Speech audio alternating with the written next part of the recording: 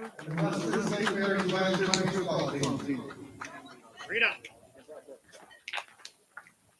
And now for St. Joe's, at second base, number 15, Mike Farrell. At shortstop, number 13, Connor McKendry. The DH is number 23, Will Carlo. The catcher, number 2, Sam Burton. Batting fifth, the center fielder, number 27, Vince Capolumo. Batting sixth, the first baseman, number 10, Jack Gilbert. And third base is number 5, Mitchell Flopin. Batting eighth, right field, number 3, Nicky Carlo. Batting ninth, the left fielder, number 16, Tino Terrell. And the pitcher for St. Joe's is number 22, Elliot Wagner.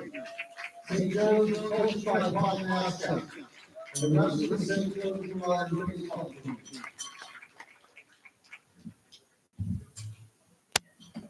At this time, we ask that you please rise and remove your hats as we honor America and all those who defend our freedom, both here and at home and abroad, with playing our national anthem.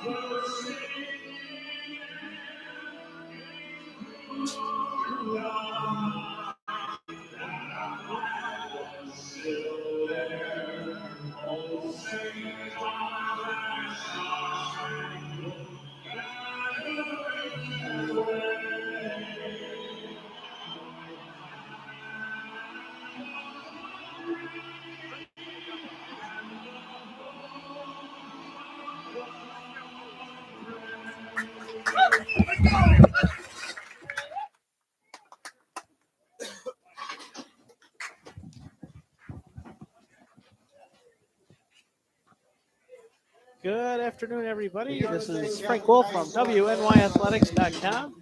And this afternoon, I'm joined by Adam Gorski. Sir. Joining me on the broadcast for the St. Joe's versus St. Mary's of Lancaster, Game 1 of the Monsignor Martin Finals. Adam Gorski has been writing for the last 2 weeks for us. He's pretty much caught every single Monsignor Martin game there is, so he knows a lot about each one of these teams, and he's going to be a big help to our broadcast today. Adam, how you doing, buddy? I'm doing good. Excited to be here. You know, these are two very talented teams. St. Mary's, I guess you could say a little bit of an underdog, beating Canisius, who's the 2 seed in a thrilling 3-game series. St. Joe's, much easier path to get here, shutting out Timon 12-0 in game 1 and 2. So they're both teams certainly riding high on momentum. For sure. For St. Mary's today, they ended up the season overall with a 13-6 record, 8-4 in league play, coached by Mike Wagner in his 19th season on the bench for the Lancers. St. Joe's, of course, their head coach Paul Nasca in his 9th season as the Marauders head coach. St. Mary's is the away team. St. Joe's now taking the field here at Dembski Field, home of the Canisius Golden Griffins. It's 360 out to left field, and I'm not seeing a tag on the right field line. 363 out to deep center. 327 on the left foul pole, Adam. These guys can reach it. St. Joe's has a number of players that have gone yard this year already for the Marauders. Absolutely, yeah. They have a couple power hitters. I know Will Carlone, certainly a formidable player at the plate. And for Mary's, just in the few games I've caught recently, it's been the bottom of the lineup, really, that's kind of propelled them here. Tyshawn Johnson, the 8-hole, Luke Shabluski in the 9-hole. He had the game-winning RBI in Game 3 against Canisius. So certainly going to be looking for the bottom of the lineup and even the top of the lineup to contribute today. Pitching today for St. Joe's is the left-hander, number 22, Elliot Widener, is on the mound, and he has in his arsenal, he likes to use his fastball and a curve and a changeup. He throws a nice two-seam fastball that has been getting a lot of attention. I talked to a number of Lancer hitters before the game, and that's something that they will be looking for today. And pitching for the St. Mary's of Lancaster today will be number 16, Alex Billette, who has had a pretty decent season for the Lancers going for him. So we'll see him coming up at the bottom of this first inning. First batter today for the St. Mary's Lancers will be second baseman Cole Laskowski. Will be leading things off for the Lancers here, followed by Trent Rumley at short. Chris Nino at catching. Tyler Curl is the designated hitter. Cole Murray up betting fifth at third base. Brady O'Brien in center field. Brandon Thorne up seventh in left field. Ty Johnson eighth in right field. And the ninth batter, Luke Zabluski, the first baseman. St. Joe's getting ready to start things off here for the Marauders. As he digs in, winds up, and lets her fly. And that first pitch will be high and tight. Adam? Yeah, absolutely. I know Laskowski, I think he was 3 for 4 in Game 3 against Canisius, so he certainly stepped up as well. Surely hoping to do the same thing today. Cole takes ball 2. That was low in the dirt as he is ahead of Widener here with a 2-0 count. Top 1, Dembski Field. This is the Monsignor Martin Finals. And that is ball 3. Not the start Widener's looking for sure. Got to dig himself out of a big hole here. Well, I wonder if getting that first batter on base is going to be a huge lift for the Lancers, and they will indeed have their first runner aboard. Laskowski walks on 4 straight pitches by Widener. That'll bring up the shortstop. Trent Rumley wears number 12, a right-handed batter. Yeah, he had a big quarterfinal pitching appearance against Nichols to get him to the semis against Canisius. So see if he can do it at the plate here today too.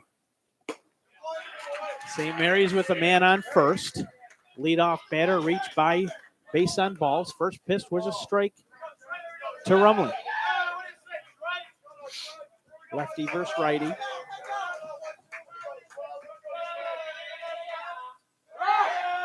Takes a look at first base where Jack Gilbert, number 10, was waiting. He's the first baseman for the Marauders today. Not clear skies, but it's not too cold out there. No sign of the sun. But fair weather here for a game of baseball in June.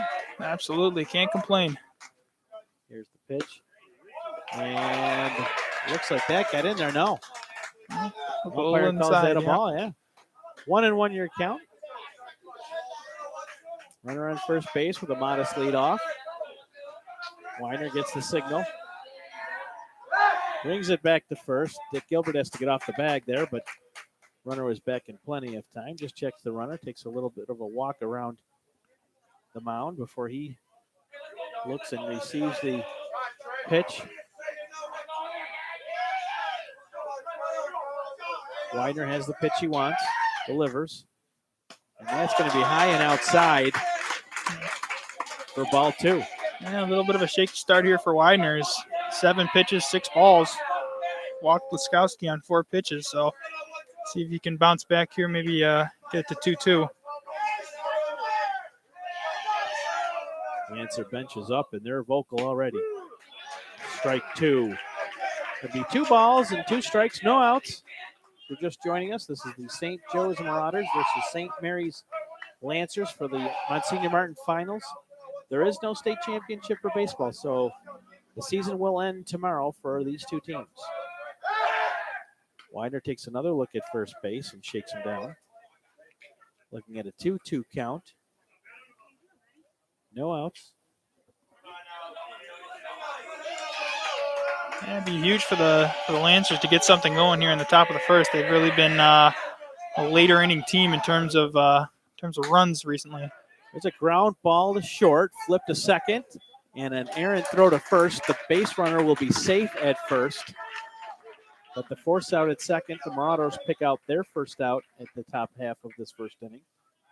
So runner at first base, 1 out. And that'll bring up the third hitter for St. Mary's, another right-handed hitter. This is the catcher, Chris Nino. Hopefully I'm pronouncing that right. I'll hear from his mom if I don't. That's all right. We're doing our best. Absolutely. 1 down. Widener delivers. That's going to be high for ball 1. Behind the plate for St. Joe's is Sam Murphy, who has 5 dingers this year, Gorski. I don't know. I know you've been to a lot of games. I don't know if you've seen any, but this kid. Yeah, I've not had the pleasure, but certainly a power hitter for the Marauders. Widener has his pitch and delivers.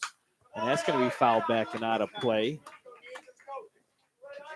Curious to see how aggressive the Lancers are going to be on the base path today. You know, a lot of situations against Nichols and against Canisius where they were, hit and run situations, trying to, get the scoring position. So very curious to see how that plays out.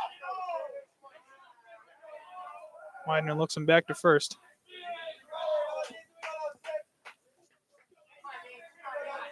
This is a best-of-3 series. This is a repeat of the 2017 Monsignor Martin final. If I'm not mistaken, I believe St. Joe's knocked out Mary's in the semifinals last year. So certainly a history between these two sides. Runner took a good lead off there, but he stays at first. It's a count of 2-1 now to Nino.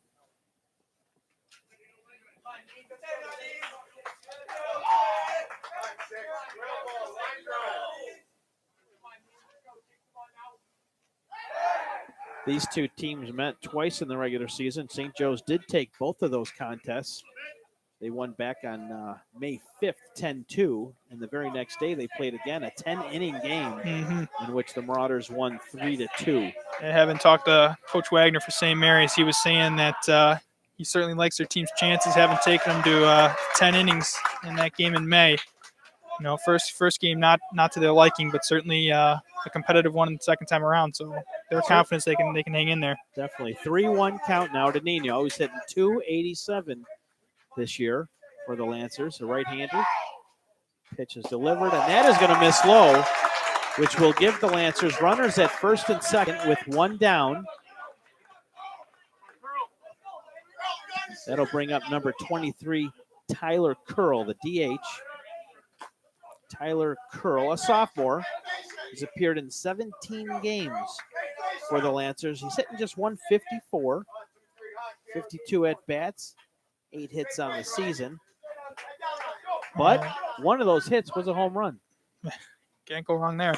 Lefty on lefty now. Curl is a lefty. He takes strike 1. Yeah, Curl struggled a little bit against Canisius. I want to say maybe 1-2 hits. I think in game 3 he had 3 strikeouts, so certainly looking to make an impact in the finals. He takes time out. I want to send a shout out to Dean Adams, who's doing our stats today and also a little bit of camera work for us. Thank you very much, Mr. Adams. Widener delivers, and that's going to be shot to second base for an easy double play, perhaps. No, another errant throw to first, and that is going to send the Lancers' first run home as Rumley comes around to score, and that's the second difficult throw from short to first base we've seen today. Yeah, the first one wasn't too bad. Just missed out on the double play. That one's costly. That gives up a run and 2 outs. Man on first for the Lancers, certainly potential to do more damage here. So Curl reaches first base on an errant throw down the path to first, and then double play opportunity for St. Joe goes the wrong way, or goes the Lancers' way, you could say. And that will bring up Cole Murray, a third baseman with a runner on first, 2 outs. Widener delivers, and that's fouled back and out of play. Lancers up 1-0 early. Unearned run to Widener. That's a big first run for the Lancers, I'm sure. You're coming in, you're the lower seed in the matchup. Lost both matchups in the regular season. Certainly a confidence booster to go into the bottom of the first with a lead. Widener up 0-1, delivers, and that's going to fall in for ball 1. Extremely tight strike zone already, Adam. Oh, absolutely, yeah. Been a couple pitches. I think it was one to Rumley or Laskowski. It looked to be a strike inside, but let it go. Cole Murray, a senior. He fouls one out of play along the third base side. He's hitting just under 280 this year. He's got 3 doubles, a triple, 18 RBIs, 15 hits, and 58 plate appearances. He's been good for them in the playoffs for sure. I've seen him, come up with a couple big hits, couple singles, I think a double. So he's been certainly been a big hitter for them. Ryder delivers, and that'll be strike 3 to Murray. A little bit of a catcher's curse there. But, that's regardless, 1-0 for the Lancers, exactly what they needed. Absolutely want to get a run in the first inning. Widener gets himself out of that particular jam. They do give up 1 run on no hits, no earned runs. We are going to take a commercial break in just a few seconds here. But this is the WNYathletics.com broadcast of the Monsignor Martin Finals. We're at Dembski Field, home of the Canisius Golden Griffins. You're listening to WNYathletics.com.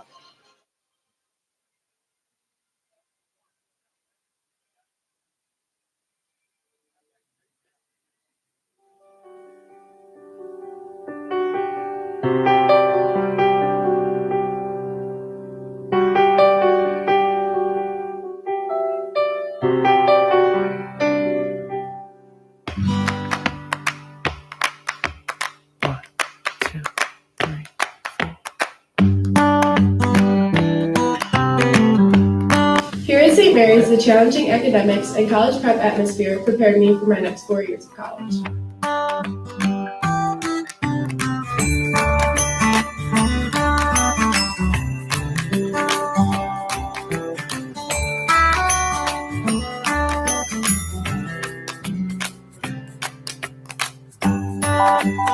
We believe in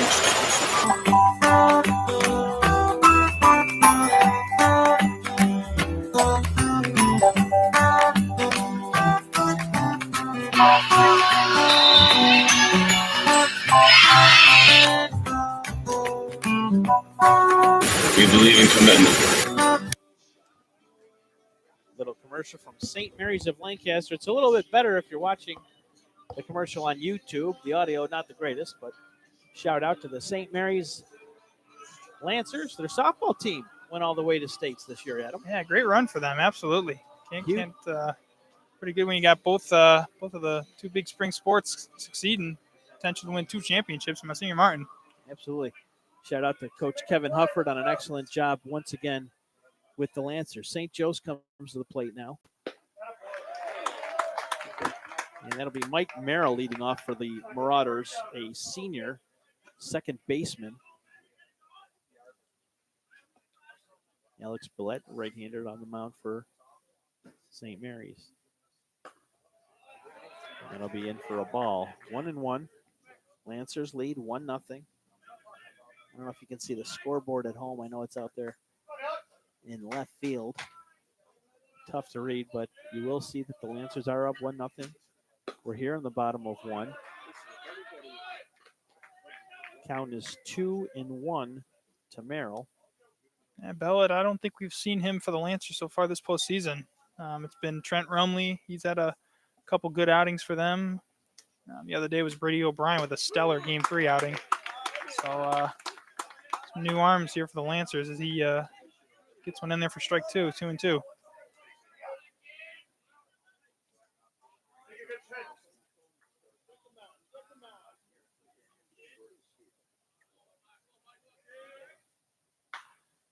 That'll be popped and out of play behind the catcher. Count will be 2 balls and 2 strikes to Merrill. Appeared in 20 games for the Marauders this year. He's hitting .216. He does have 2 home runs.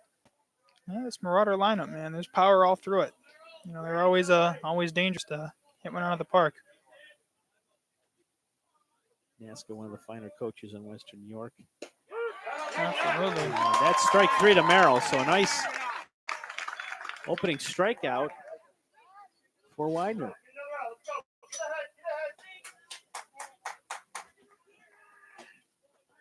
Nice job there for Widener. a junior, 6'1".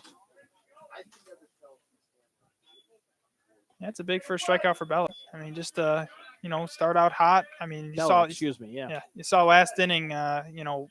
Widener gives up the first two runners, or excuse me, first runner to get on, and results in a run. So certainly a cleaner beginning to the bottom of the first for the Lancers. And Bellet is a senior, by the way. Excuse me. Just looking at the wrong roster. Connor McKendry, also a hockey player, now at the plate for St. Joe's. Looking at an 0-1 count. He'll take that for ball one. And McKendry's been phenomenal for the Marauders so far in the playoffs. I think in 2 games against Timon, 7 for 9. It's like a 7.78 batting average. I think he's had, I want to say 5-6 RBIs, so he's been stellar. 5 doubles on the year for McKendry. And that's a hard liner down the third base line. It's going to go into left field.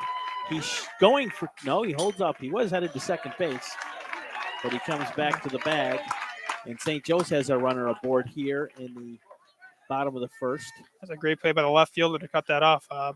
Brandon Tomey out there for the Lancers, preventing a double. That was a shot down the McKendry's had 5 line. of them this year. He's had 5 doubles, 18 RBIs. That's going to bring up Will Carlone, who really needs no introduction to Western New York high school baseball. Yeah, he's always a threat. Told he could be pitching tomorrow, should be pitching tomorrow for the Marauders tonight. He's just DHing. Righty versus righty, and that curveball drops for strike one. 0-1 the count. Marauders have a runner at first base. 1 down. Lancers have a 1-0 lead. Just like the Lancers, I'm always so curious to see how aggressive Joe's will be on the base path. I mean, it's get a runner in scoring position with 1 out. That's certainly a dangerous prospect.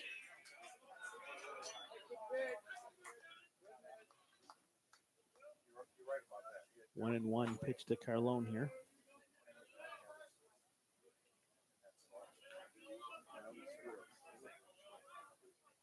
Carlone is senior, hitting just under 400 for St. Joe's. Remarkable year for him. 2 dingers. 1 home run, 2 triples, 7 doubles. That falls in there. Yeah, I think two. Carlone wanted time. Just Bellick got it in there before the ump gave it to Carlone. So 1-2 count now. McKendry's on first base. He had a double a moment ago.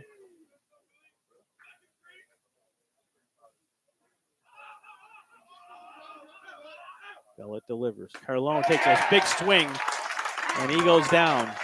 Big strikeout there for Bellet. He's got 2 now this inning. That'll bring up Sam Murphy, cleanup hitter, catcher, number 2. He's hitting .446 this season. Played in 23 games, just a junior, and this is the guy who's gone yard 5 times, 9 doubles. He's got a runner at first. Bellet with 2 Ks in this bottom of the first here. And the runner's going McKendry. Nope. He held up. He thought about it. Oh yeah, he was. But he doesn't go. He had a pretty big lead there. He certainly either trying to bait a throw to first, or certainly looked like he was gonna give it a go there. We're looking for a possible hit and run situation here.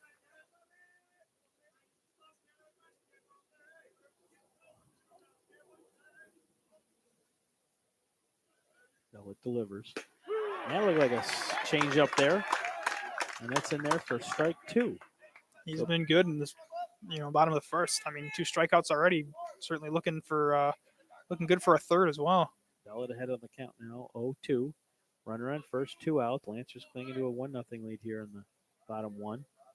Bellet delivers, and that's just outside for ball 1. So it'll be 1 and 2. Mentioned it earlier. This is certainly a strict strike zone from the umpire today. That looked pretty good, but it's tight. I told you a little while ago. He's got a tight strike zone today. Bellet delivers, and that's going to go deep to right center field, but the catch is made out in center field, and that'll end the threat Grady O'Brien makes the grab and retires the Marauders with the third out at the end of one. St. Mary's Lancers 1. St. Joe's nothing. You're listening to WNYathletics.com from Dembski Field. We'll take a moment to hear from one of our sponsors.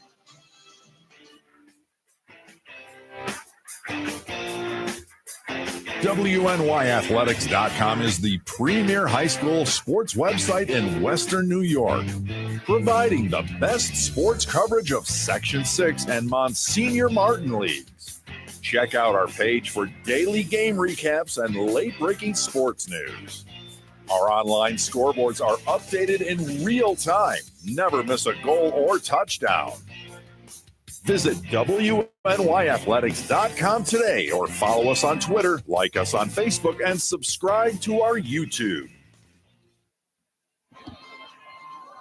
Back at Dembski Field, where the St. Mary's of Lancaster Lancers are up 1-0.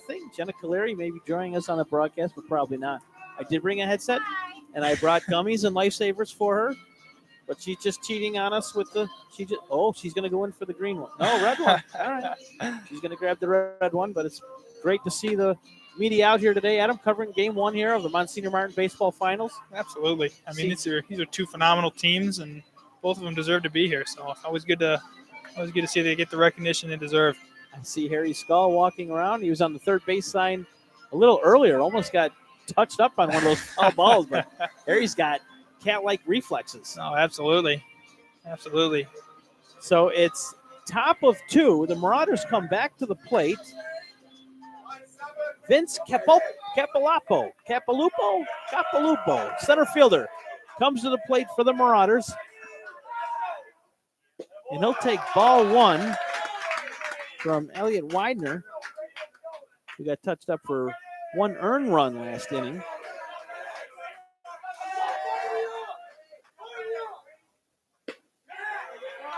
O'Brien, the center fielder. This season, he's just hitting 167.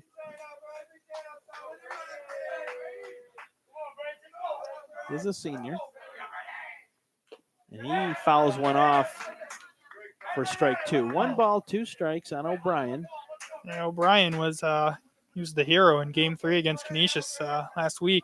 Pretty much gave him a start on the mound, complete game shutout. Made a heck of a double play, dive and catch, and threw it to second to pick off the runner in the bottom of the 7th.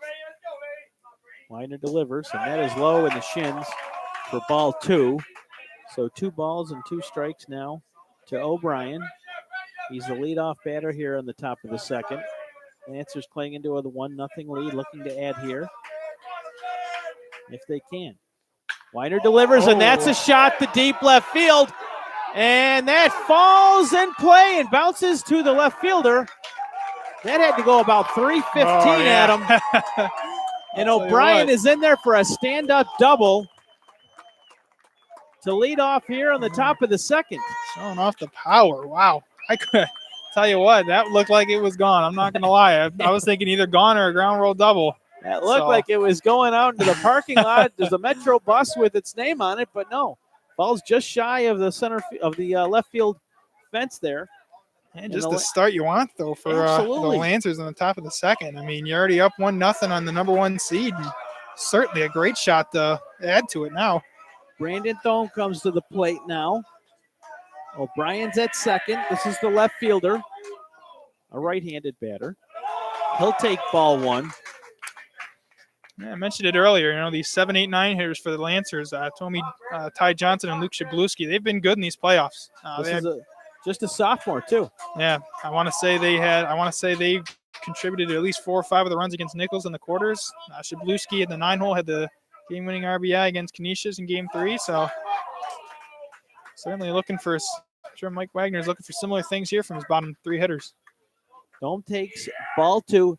We're gonna get a better pronunciation of that last name. I believe it's Thome, but it could be Tommy. But you say Tommy, I'll say Thome until someone yells at us. Yeah. But he's got ball 2.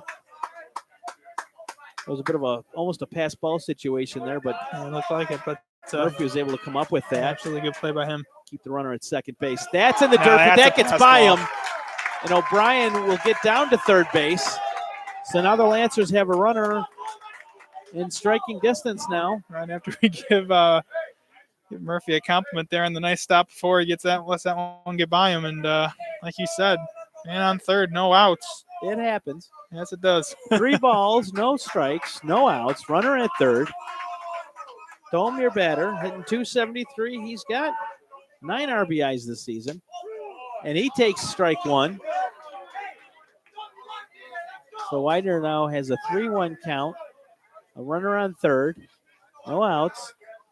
Lancers looking to add to that 1-0 score here on the top of the second. Widener delivers. And that's going to be a shot to shortstop. He fields it, checks the runner over to first. Gilbert runs it into the pitcher. And the runner was trapped at third. So Yeah, nice play by McKendry there, holding the runner at third, getting the out. About as good as a scenario as you could want there for the Marauders. that brings up Ty Johnson, the right fielder. And other than O'Brien's big hit, Widener's had 3 Lancers ground to shortstop so far. Ty Johnson now at the plate for the Lancers. He fouls one out into the left field out of play. 0-1. Ty Johnson, another one of the sophomores on this Lancer team. I'm counting 6 sophomores on this roster. He's a .250 hitter, 48 at-bats, scored 7 runs. He's got 3 doubles, 9 RBIs on the season. He's a lefty. So you got lefty on lefty here, runner on third. It's O'Brien who had the leadoff double. Widener delivers, and Johnson will take ball 1, so the count's now 1-1. Yeah, I think, as I mentioned, Shabluski was the hero in Game 3 at the plate. I think it was Johnson in best of 1 quarterfinal against Nichols. I think he finished 2 for 3, 2 3 RBIs, and a 7-1 win. So certainly looking to replicate that performance here. Big cut there by Johnson. Can't catch up to it. That'll be strike 2, so the count's now 1-2. Adam, I'm looking out there. There's a good 75 to 80 people in attendance so far. Absolutely. Great crowd. Great So crowd on pretty good hand. crowd for a Tuesday night. Absolutely. We appreciate you joining us. Frank Wolf, Adam Gorski, and Dean Adams on the call. Game 1 here, Monsignor Martin Championships. Ty Johnson takes a ball, 2-2. That was just at the shoulders. Mm-hmm. Yeah, 2-2 here. Widener's got some options. He can certainly give him something to hit, or he could make him chase. Scouting report on Widener today was he throws an excellent 2-seam fastball, good changeup, and a curve. That's a fastball down the line. He's going to single just out of play. Just went out of play there. Gilbert picked it up. That was inches away from being fair. That was quite the hopper. 2 balls, 2 strikes now. 1 out to Ty Johnson. Top of the second. Lancers lead 1-0. Brady O'Brien on third base. He led off the top of the second with a double. Widener has the pitch he wants. Kicks in, delivers. And that's low, but Johnson takes a swing at it, and he grounds it into the Lancers batter's box area. A good battle here from Johnson. I mean, I'm pretty sure this is getting to be 7th or 8th pitch of the at-bat. The 2-2 count. Certainly making Widener work for this one. Luke Zabluski, a senior first baseman, is on deck for the Lancers. 1 out. Johnson takes a big rip at strike 3 there, though. So he'll sit down. That's 2 outs for the Lancers. They still have the runner on third. That was a nice at-bat for Johnson.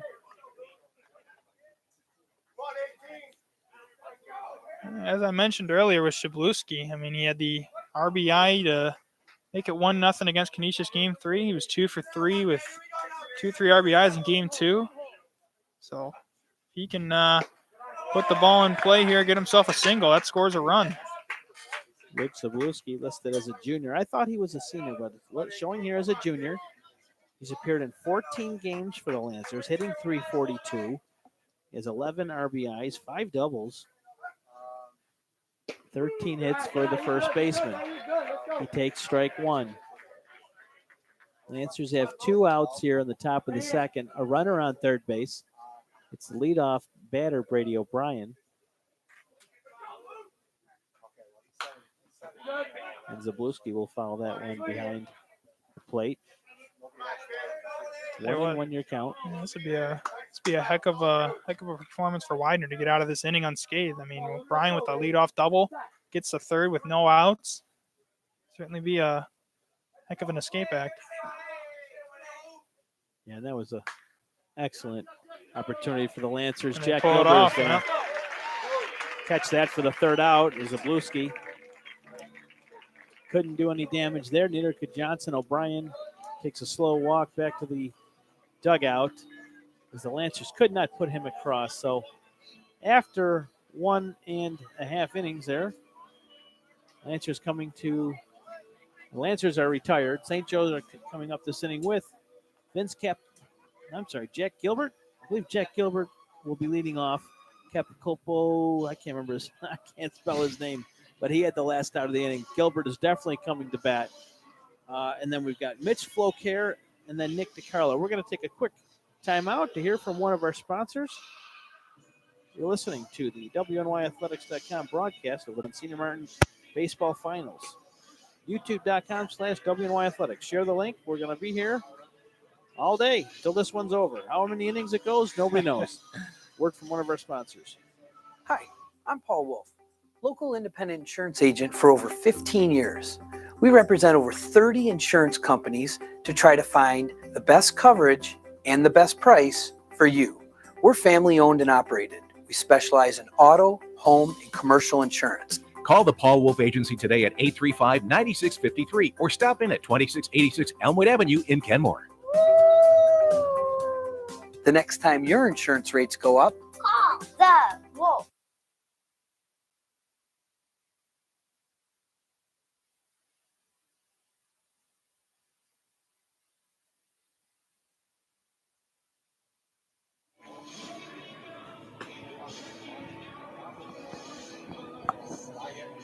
Welcome back to Dembski Field, home of the Canisius College Golden Griffins. And I was wrong, Adam, and I'm wrong every now and again. I'm wrong a lot, actually.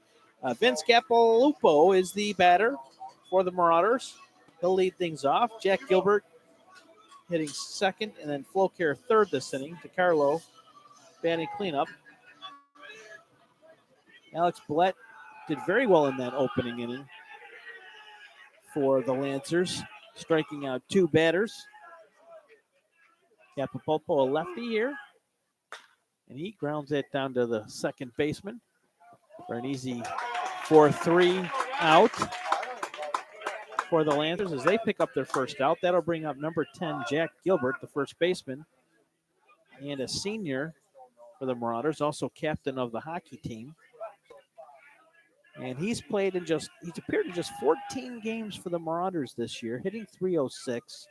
He does have 11 hits, 11 RBIs, and 3 doubles.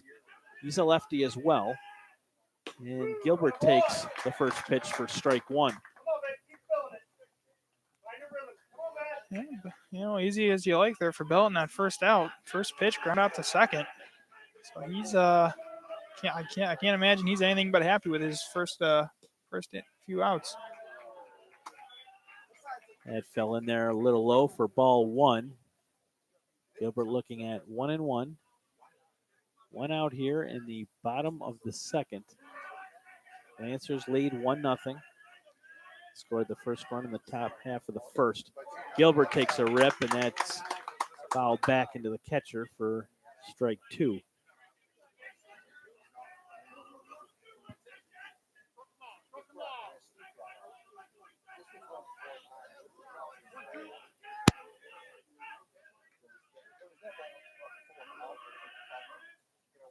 Phillip delivers, and that falls in there for strike 3. Looking, Gilbert. I think that's his second strikeout of the day, getting them looking. He's been phenomenal so far today. Second backwards K for Bellet, third of the afternoon. And that'll bring up Mitch Flocare. Very accomplished athlete. Excellent hockey player. Good defenseman for the Marauders, their state championship team. And he's at the plate now, a right-handed batter. Flo Cares at third base today for St. Joe's. Wears jersey number 5. On the season, he's hitting .327 in 55 plate appearances. And he smacks one to center field. O'Brien's on the run. That's going to get over his head and bounce over for a ground rule double for Flo Care. So the Marauders have a runner at second with 2 outs. That's really the first well-hit ball off of Bellet. Yeah, absolutely. I mean, that's as good of a hit as you might get this afternoon off of him. I mean, that was a shot to center field. That's 412 to center field. That was probably a good 380, 390 for sure. Somewhere in that 380 to 390 range, without a doubt. That went over into the bushes and out of play for the ground rule double for Flo Care. So with 2 outs, there's a pop up to first base by Nick DiCarlo, the right fielder. That will end the threat for the Marauders. So the Lancers get out of a bit of a jam there, Adam. Absolutely. I mean, Pellet, he was just rolling, and 2 outs, you get the double, but no damage. No damage. None at all. We will return in just a moment. You're listening to the WNYathletics.com broadcast of the Monsignor Martin Baseball Championship from Canisius College. Lancers up 1-0. Got trash? We all do. Get clutter cleaned out of your house. Got Trash is your most convenient, affordable, and professional residential junk removal service. Call or text Got Trash today at 800-2000. Let's talk trash. Back at Canisius College, the Golden Griffins. We're here at Dembski Field. I've got Adam Gorski to my left, Dean Adams to my right. 2 Cardinal O'Hara grads. Dean Adams, 2017, and Adam Gorski, 2018. Of course, Dean's now at Medaille and Adam at Canisius. How's things going at Canisius this year? First full year of college. Adam. Yeah, great year. Great year. Happy to be a Griff. Happy to be calling a game at my, I guess you'd say, my home field. And Dean, you're at Medaille. Dean's not necessarily wearing a headset at the moment, but Dean's over at Medaille doing his thing with the baseball team and looking to crack into the communications business at some point. He's a statistician, does a lot of work for Chad Andrews of The View from Center Court. So, if you see Chad out there doing his thing on Twitter, it's usually Dean behind the scenes doing a lot of the dirty work for him. Absolutely. I think back to the Center Court Classic. Dean was all over the place for Chad. Oh, yeah. So, Dean Adams and Adam Gorski, I'm Frank Wolf from WNYathletics.com. We're bringing you action of the Monsignor Martin Baseball Finals. We are here in the top of the third, where the Lancers lead the Marauders 1-0. Cole Lazowski at the plate. He had a leadoff walk in the first inning, his second plate appearance now. Widener delivers, and that's high. He's looking at a count of 2-0. Lefty on lefty here. Yeah, Laskowski got on first, got thrown out at second. Attempted double play ball, didn't work out, but pretty lucky it didn't work out considering the fact that Rumley made it the first and ended up scoring their only run of the game. Going to give a shout out to Nick Galenti, former St. Mary Lancer. Graduated not too long ago, now over at ECC doing his thing with the Cats. He's down at Virginia Beach with a collection of Western New York ball players right now, playing in a quick little summer league down there. So he's down at Virginia Beach. I want to send a shout out to my boy Nick Galenti. I'm sure he's watching our broadcast on YouTube. The count to Laskowski is 3-1. His second plate appearance. He walked in his first time up. And that's going to be inside for ball 4. Laskowski's aboard. Oh, man. No outs. Getting deja vu back to the top of the first. Laskowski on the walk. Got Rumley coming up next. Hopefully not hit a double play ball this time, but get him and Laskowski both on at the same time. Rumley did reach first in his first plate appearance in the first inning. However, he couldn't move the runner. It was a 6-4 fielder's choice for Rumley. And he stands in there and takes strike 1. This is Rumley's second appearance of the afternoon.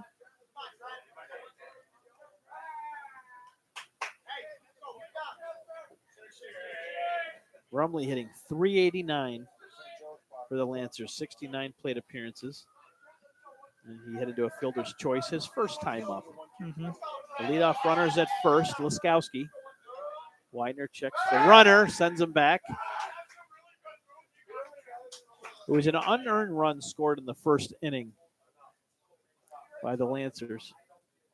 Yeah, a couple shaky throws from short to first. Ball got by the first baseman and allowed Rumley to walk right in.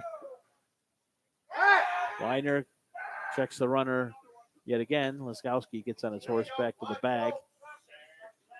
Yeah, they're certainly keeping a close eye on Laskowski on first. He's taking a pretty decent lead. Certainly has the wheels. I don't have Absolutely numbers on stolen bases for him, but I got to believe he's a threat every time he's up. There's a bunt up to the pitcher. The runner will advance to second. Easy play for the pitcher, Widener. And the Lancers have one out, but a runner at second. Now in scoring position. That'll bring up the number 3 batter, Nino, who I believe had a walk his first at bat. Yeah, he walked his first at bat. it's about as good as you want there from the bunt from Rumley. I mean, you get the runner to second. Only thing's better is he makes it there first. But regardless, got the job done.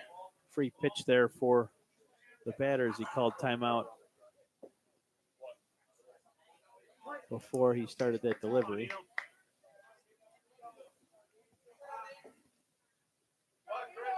Widener has his pitch, checks the runner, delivers, and that's going to fall in there for ball 1. 1-0 your count. 1 out here in the top of the third. Lancers lead 1-0.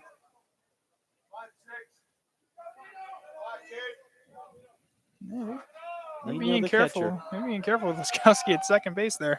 I would be too. I can just tell he's got some wheels on him. Absolutely, I don't blame him.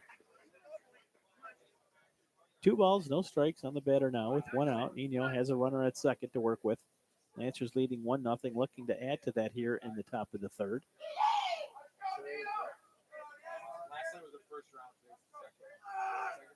Widener has 1 strikeout so far. That's in the dirt for ball 3. So the count now is 3-0 to Nino.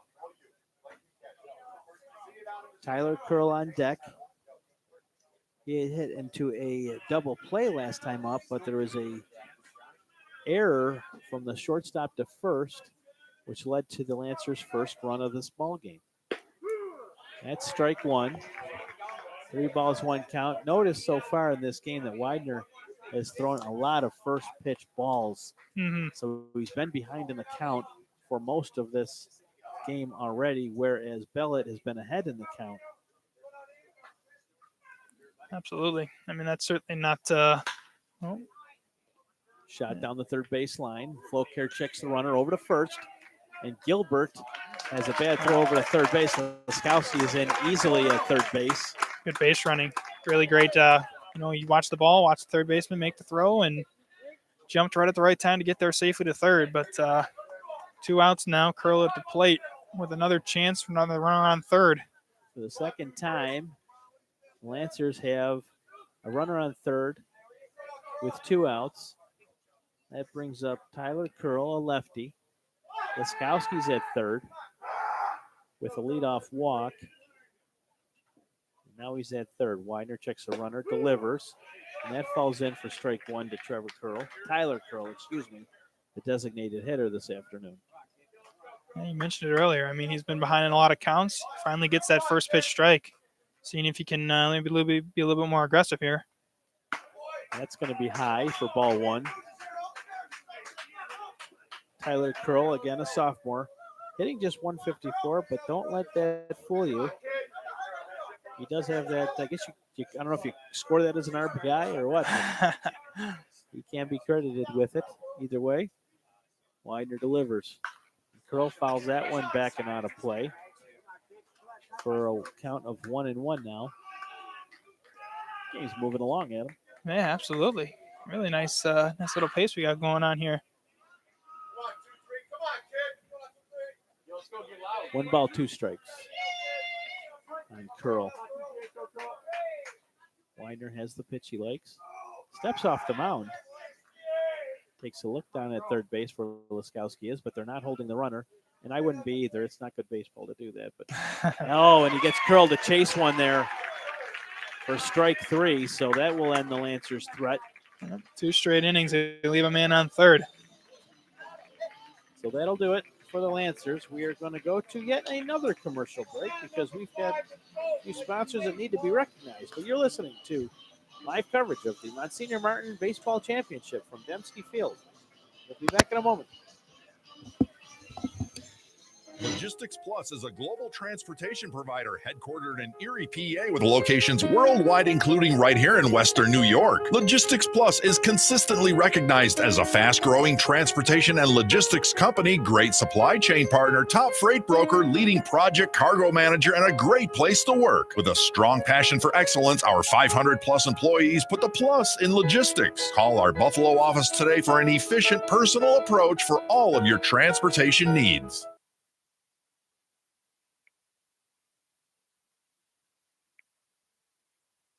Hi, I'm Paul Wolf, local independent insurance agent for over 15 years. We represent over 30 insurance companies to try to find the best coverage and the best price for you. We're family owned and operated. We specialize in auto, home, and commercial insurance. Call the Paul Wolf Agency today at 835-9653 or stop in at 2686 Elmwood Avenue in Kenmore. The next time your insurance rates go up, Call the Wolf. Back at Dembski Field for live coverage of the 2018-19 Monsignor Martin Baseball Championships. It's a repeat of 2017, the St. Joe's Marauders and the Lancers from St. Mary's of Lancaster going at it here. Bottom 3. Lancers lead 1-0. St. Joe's now at the plate. Leading off with Tino Torello, the left fielder, number 16 for St. Joe's. Bellet on the mound for the Marauders, pitching a gem, or for the Lancers, pitching a gem, really. He's got 3 Ks already today. Besides that double to center field from was Floke, I believe. He's been solid. And Torello has a shot into left center. That's going to fall all the way back to the wall. He's headed for third. He's in at third base easily, rounds the bag. And that's a nice leadoff triple there for Torello, the number 9 hitter. So we're going to go to the top of the order, no outs. And a leadoff runner is at third base. I'll tell you what, Tino Torello. If you're coaching NASCAR right now, I mean, you got to be loving that. Leadoff triple from your 9-hole hitter. Doesn't get much better than that. And Joes are in prime position to tie this ball game up. That'll bring up the second baseman, Mike Merrill, for his second plate appearance of this game. He struck out looking in the bottom of the first. Now he has a runner at third base, and that Marauder bench has seemingly come to life. Bellet delivers, strike 1. This game's moving. About 5:05 was the first pitch. We're at about 5:43 right now in the third inning here. No outs, 1 strike to the batter. Merrill, the second batter of this inning, the leadoff hitter, opened things up with a triple, stand-up triple. Went all the way out to that right center field. That was about the third hit today. You're thinking, wow, is that gone? That has potential, but stays in the park. Merrill takes a big swing and actually fouls that one back for strike 2. So the count is now 1-2. Torello, that 9th hitter in the lineup, the left fielder with that leadoff triple here at Dembski Field for game 1 of the Monsignor Martin Baseball Finals. Billet delivers and a strike 3 there as he gets Merrill to chase another pitch. So Merrill now with 2 strikeouts in this game for St. Joe's. That'll bring up Connor McKendry, who had a single his first time at bat, I believe. Mm-hmm. Yeah, he had that shot down the left field line, yeah. Almost took out Harry Skull, the camera guy from the Buffalo News. McKendry comes up with a man on third, 1 out. He'll take ball 1. from Billett. Like I mentioned earlier, this is the guy you want at the plate with the guy in scoring position so far this playoffs. This hit today, that's 8 for 10 so far in 3 playoff games, 10 at bats. So he's been very, very good at the plate, very dangerous.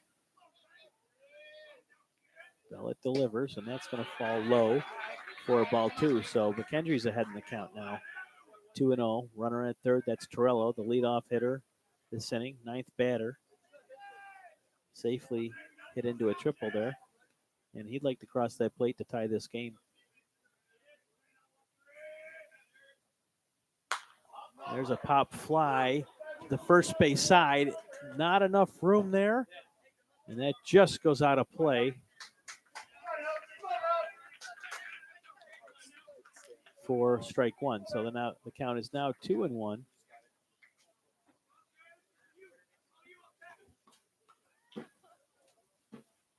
To McKendry. McKendry, the senior, 22 games played. He's got 18 RBIs. Looking to add to that here with a runner on third. One out. 19th would certainly be appreciated, McKendry, and he delivers. that gets between short and third. He's in easily for a single. The runner comes home. We have a tie ball game. It's 1-1 here at Dembski Field between the Marauders and Lancers. The Marauders get their first run of the game. And his hot streak continues. He has been on fire in these playoffs. McKendry with back-to-back hits here. He had a single earlier in the first inning, and he has another one here in the third, an RBI single. That'll bring up number 23, Will Corlone, who struck out his first at-bat. He has a runner at first, 1 out. Marauders and Lancers are now tied at 1. Billett has his pitch, delivers. That's going to be low for ball 1.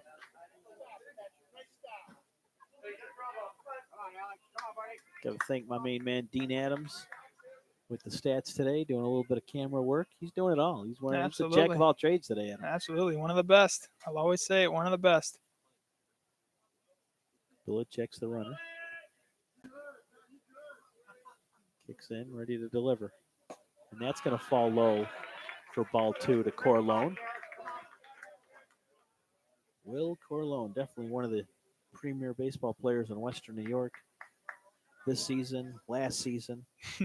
Not sure what Corlone is doing. I know that I believe he's committed to possibly Canisius. We'll have to get on that maybe in our intermission, find out where Corlone is heading. But I believe he is heading somewhere next year. Now he follows this down the right field line. And that just gets out of play. Yeah, it was a similar situation last at bat with McKendry. I mean, it's the foul ball pop up right over, just out of reach of Shabluski, and it ended up being a RBI for him. So, see if Carlone can replicate that. Carlone, a very dangerous hitter, but so is Sam Murphy, who's in the batter's box. He's coming up next. He flew out to right field in his first at bat. So, Carlone here, see if Billett can get him to get into a ground ball here. With 1 out, 2 balls, 1 strike. Billett delivers. That's a change up there. Fouled back by Corlone, so the count is now 2-2. I think he was expecting a fastball down the middle there. Yeah, nice little off speed there from Billett.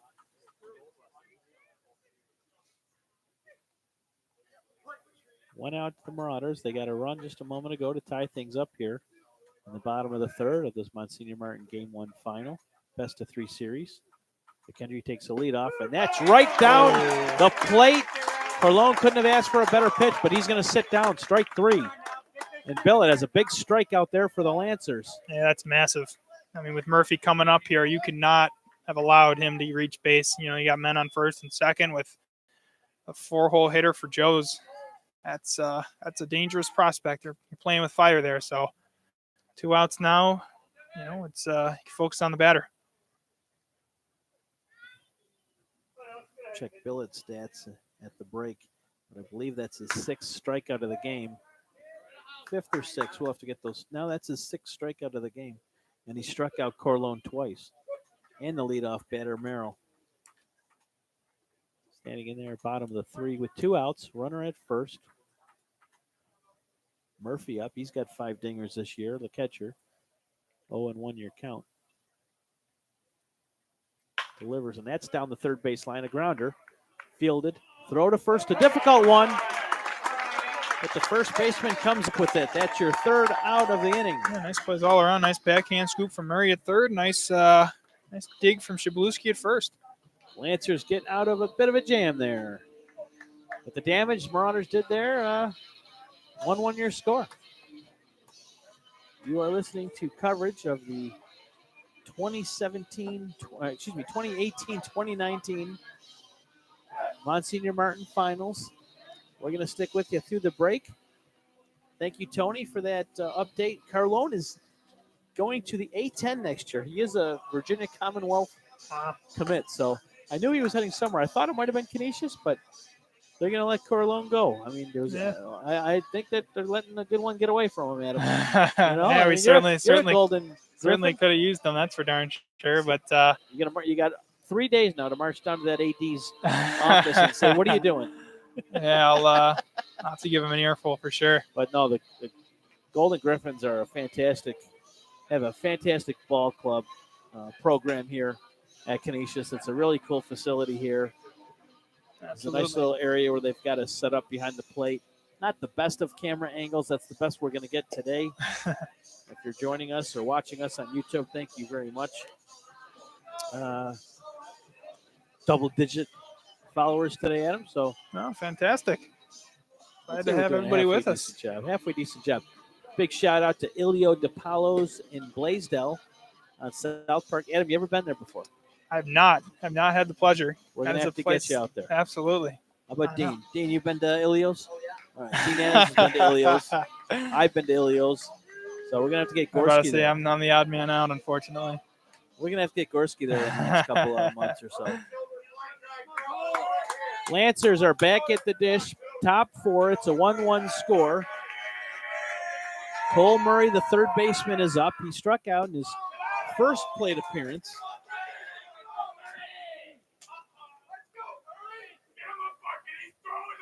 Widener still on the mound for St. Joe's. 1-0 your count. He delivers, and that's going to be low for strike 2, and the Lancers are making a lot of noise. I was just about to say, I got to give credit to both these benches. They're certainly in it. I don't know if we're going to learn any new words or not, but either way, it's been exciting calling this particular game. Widener delivers, and we've got a 3-0 count now to Murray. Struck out looking in that first appearance. Widener has the pitch, and he delivers, and that's going to fall in there for ball 4. So the Lancers have yet another leadoff runner on base. I want to say that's 4 straight innings where they've got their lead runner on base. Yeah, I believe so, yeah. I mean, you had the runner, had the run in the first, and then second and third, you left the guy stranded on third. So I believe that's correct. That'll bring up Brady O'Brien, who had that big triple in that second inning. Excuse me, big double in that second inning. Yeah, that was a shot. Yeah, that's what we thought might be done. It got caught up here in the. It's really not that windy out here today. Look at the American flag, and it's just falling on the polo out there, so there's not much wind right now. Yeah, discussion here with Murphy and Widener, but that ends. Quick chat. St. Joe's bullpen is starting to see a little bit of activity. Action. Pat McCann, a senior, 6'2", 165, is up in the bullpen for the St. Joe's Marauders. Brady O'Brien at the dish. Lancers have a runner at first. Hasn't necessarily been a abysmal start for Widener. He gave up the run in the first, but he's only given up 1 hit, just a couple walks. And that was an unearned run. They exactly. had, 2 errors, and that first inning could have been a lot worse. Absolutely. So Widener checks the runner. They're going to get Murray in a pickle here. Nice play there by Widener to sniff that out. and the Lancers lose their leadoff runner. Yeah, you said a great play by Widener. Give it a little look over to first and caught Murray in the pickle. So the Lancers now have one down with O'Brien up. Tough out for the Lancers there here in the postseason. Top four. Widener delivers, and that's going to fall in for ball one. I haven't talked to Coach Wagner for St. Mary's. I believe he mentioned the last time St. Mary's won a Georgetown Cup was back in the 80s. So it's be a huge, huge series win if they can pull it out for the school.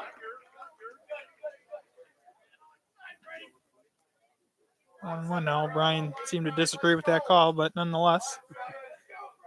1-1, one out. Well, he wasn't too happy after he made it all the way to third and with no outs, and they were unable to do anything with that run. Yeah. He was not a happy camper coming off the field, and he doesn't like that call either. He's shaking his head, but it's 2 balls, 1 strike, so he's still shaking his head for some reason. I'm not sure, but either way, he's looking at 2-1, 1 out. Widener delivers, and that's going to be fouled back and out of play.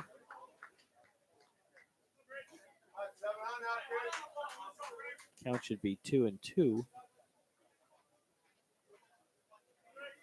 I think they're going to put the strike on that scoreboard. Is it 2-1? I thought it was 2-2. I think it's 2-2. There we go, 2-2. Okay. All right. I'm out of my mind, but I want to make sure I wasn't losing all my marbles. Widener delivers, and that falls in there for strike 3. Froze O'Brien there. Backward K. So O'Brien definitely not happy with that call as he heads to the bank. That'll bring up Thome, who last at bat grounded into a short 6-3 situation. Lancers have no runners on, 2 outs, 1-1. And that first pitch by Widener is good for strike 1. But after walking that first batter on 4 pitches, Widener's come back here and is pitching very well now with the K on O'Brien, and now getting the first pitch strike. And there's a shot to left field. It's going to fall. And right as I say it, is in there for a single now. 2 outs, man on first. Certainly possibilities here for the Lancers. If you can get Johnson on, you got a runner in scoring position potentially. Or heck, you could just hit one out of the park for all we know. Exactly. Johnson is up. First time at bat, he did strike out, but it was a good 7-pitch at bat. He fouled 4 pitches off. He gets another shot here at Widener as he checks the runner at first base. Picked off a runner. The leadoff hitter reached by walk, Cole Murray, but he was picked off a moment later. Johnson's in there now. No balls, no strikes, 2 outs. Widener delivers. That's going to be high for ball 1. Thome's down at first base. We just had a single out to her right fielder.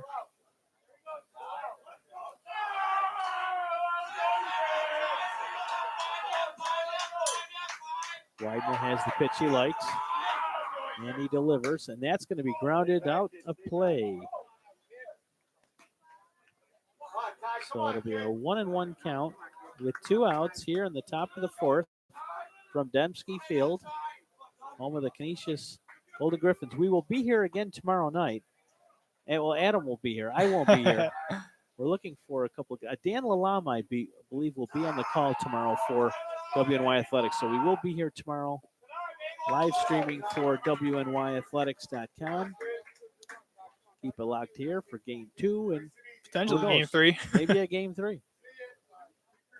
2 balls, 1 strike. Ty Johnson at the plate, the left-hander. So you got lefty on lefty here. 2 outs. Top 4. Delivers. Runner's Johnson going down the first base line, and it just foul. But that would have been trouble. Yes, it would have. As a good hit and run call there from Coach Wagner at third. That could have been trouble, like you said. And Thome was just about to round second as that got past the first baseline. So That was a nice opportunity there for the Lancers, but it just went foul for Johnson. But we are here again. 2 balls, 2 strikes.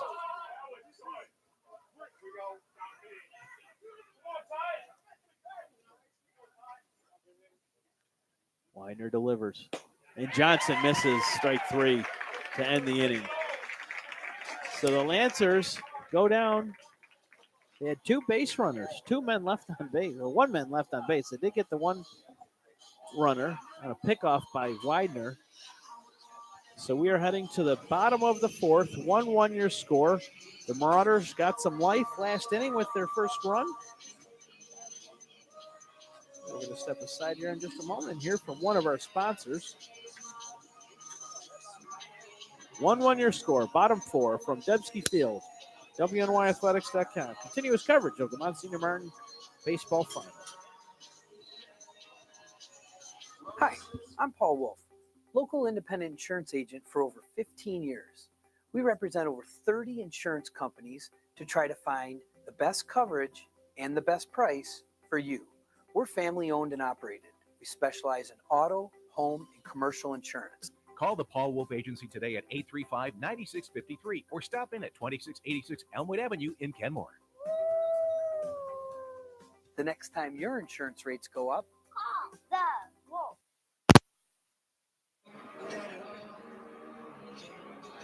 Back at Debski Field, where the Lancers and Marauders are battling it out in Game 1, the Monsignor Martin Baseball Finals. Is there anything else going on around Western New York high school sports today? I don't believe Yeah, so. what I say, based on I was looking at the Buffalo News high school scoreboard earlier, this is the only thing on the docket. So Tomorrow night, I'm tag teaming. What am I tag teaming? Joe Krause and I are heading out to Syracuse. We're doing a game for the NFHS Network, 2 lacrosse games. East Aurora boys. I know they're up facing a team. I should probably be studying right now.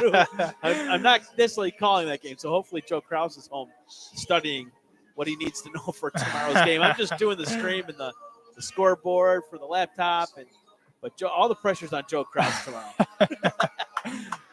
But I know they're playing a team that's won like 5 state championships in the last 7 years or something. So good luck to the East Aurora boys tomorrow, but we'll be there. Billett delivers strike 1. It's Vince Capalupo. Capalupo's up again. All right. I don't want to mispronounce his name. I don't want to any broken kneecaps. And that ball gets by the catcher for ball 1. So it's a 1-1 count. Last time up for Capalupo. He grounded to second base. Bottom 4, 1-1 your score. Billett delivers. Ball 2. 2-1 count now to Capalupo. I mean, you saw what happened last inning when they get the lead runner on. I mean, triple certainly helps, but just to get him on would be huge here for Joe's. Looking to take the lead. And that's high for ball 3. Not sure if any Lancers are warming up in their bullpen. We have kind of an obstructed view. Yeah, we saw the Marauders getting a Marauder getting loose in the bullpen. I don't believe we've seen any Lancers yet, but the Marauders have a leadoff runner here in the bottom of the 4th. As Capalupo heads down, a 4-pitch walk for him. Jack Gilbert, the first baseman, comes to bat. He did strike out in his first plate appearance. Backwards K.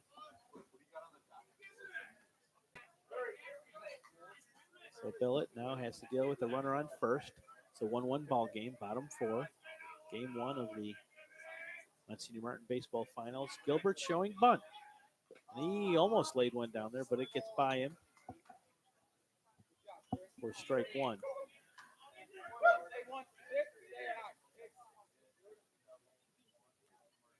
Umpire is coming out to I'm not sure what's maybe give the catcher a little bit of time. Is that? Yeah. Kid did bounce up and get him. Yeah.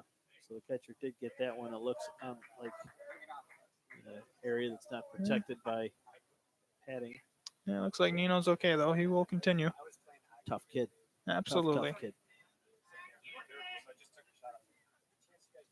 So Gilbert at the dish. Second plate appearance. And he's looking to bunt again, but Billett will shake down the runner at first. Lancer's bench is quieted down just a little bit. Adam, I'm not hearing anything from the St. Joe's bench at the moment. Not too much anyways. Billett has his pitch. And he gets it back to first base. Oh, that was close. That was very close, but Capalupo gets back in time. Yeah, certainly trying to hold him at first for sure. I mean, the last thing you want now is runner in scoring position with no outs. Look at the long arms on that first baseman. I mean, he's dragging his knuckles on the ground when he walks. Zabluski, another throwback to first base. You know, the Lancers were caught last inning. Widener picked the runner off, so Lancers giving Joe's a little bit trying to catch them off guard here in the bottom of the fourth. Billett delivers, big cut, miss by Gilbert. Capalupo stolen base. Stolen base in at second. Close play there. Nice throwdown by the catcher from St. Mary's. Not in time, though. Yeah. Nicely executed play, though. I mean, Gilbert goes for the fences and delayed the catcher just a little bit. Gets Capalupo in there. That's our first stolen base of the ball game. Gilbert looking at 0-2 now. No outs. St. Joe's now has a runner at second base. It's the leadoff runner. Capalupo walked on 4 straight pitches. He delivers, and that's low in the dirt. Difficult for the catcher to deal with. Nice play regardless, yeah. It's a big play. I mean, that gets by him. You got to run around third and no outs. So the count is now 1-2. The temperature has gone down just a little bit here at the ballpark. I might be looking for a jacket in a few moments. Yeah, I was thinking the same thing.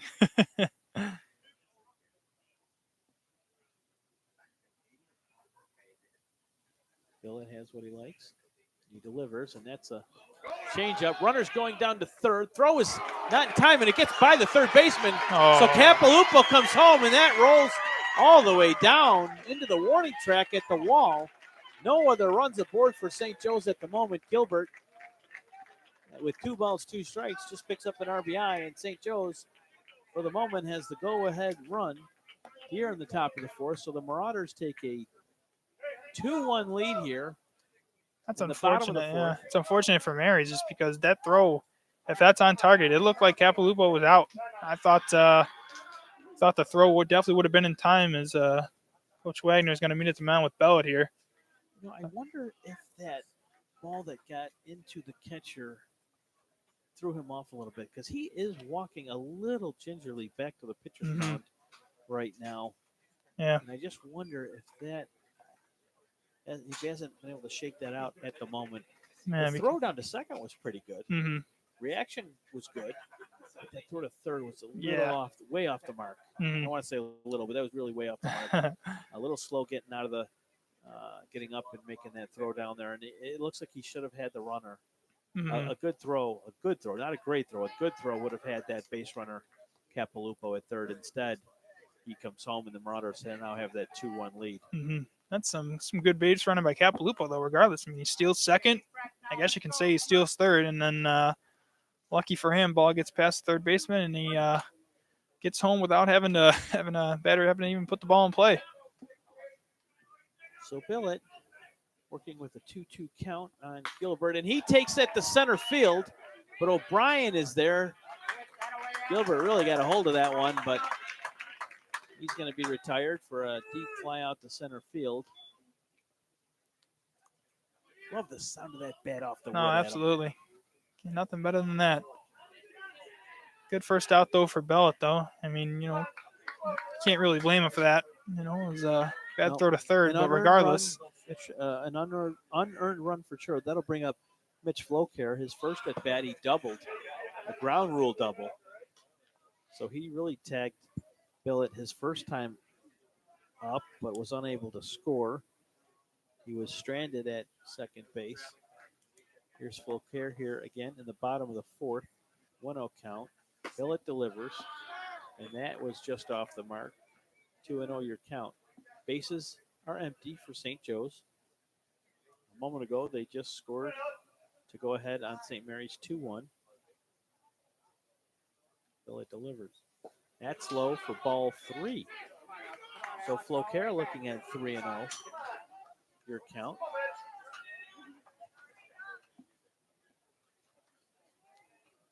Wind slowly picking up here. That flag's starting to wave a little bit. Billett delivers, and that's in for strike 1. So a 3-1 count now to Flocaire.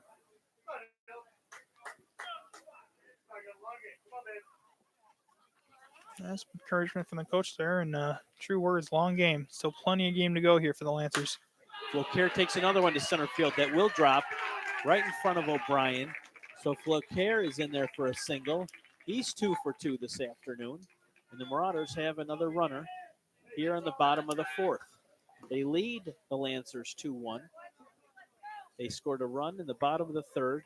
Another one here in the bottom 4th. Looking to add to that now. Nick DiCarlo is up.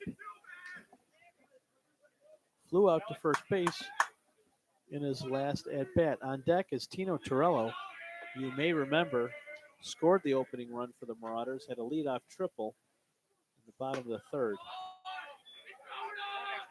DiCarlo's looking at 1 ball, no strikes at the moment with a runner on first. It's Flocaire. You can find Flocaire DHing behind the plate. Tonight he's at third base. Just a junior. Phenomenal hockey player. And a heck of a hockey team too. State champs. Falls in there for ball 2. Shout out to Kevin Hufford, the head coach of the St. Mary's softball team that went all the way to states this year. They won the Monsignor Martin Championship here in Western New York. Softball Central.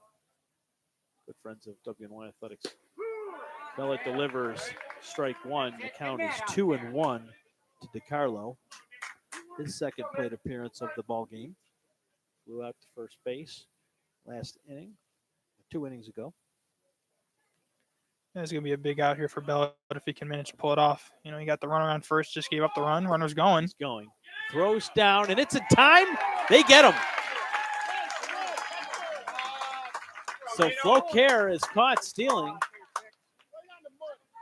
That was an excellent throw there by the catcher, Nino. Yeah, absolutely. After a little bit of a shaky throw to third that allowed the run, he bounces right back. So a 3-1 count here now to Torello, the number 8 hitter, right fielder. And now he sends one out to right field.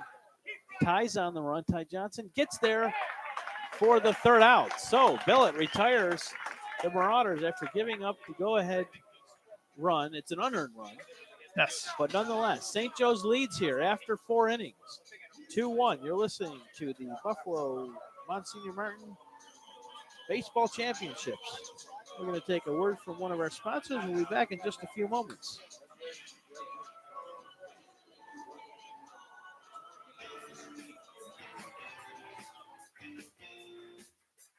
WNYathletics.com is the premier high school sports website in Western New York, providing the best sports coverage of Section 6 and Monsignor Martin leagues.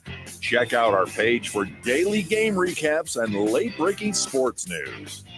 Our online scoreboards are updated in real time. Never miss a goal or touchdown. Visit WNYathletics.com today or follow us on Twitter, like us on Facebook, and subscribe to our YouTube. Back at Debsky Field for the top of the 5th inning. This game is moving right along here.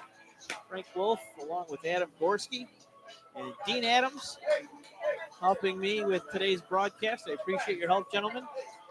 You're watching us on WNYathletics.com, the premier high school sports website in Western New York.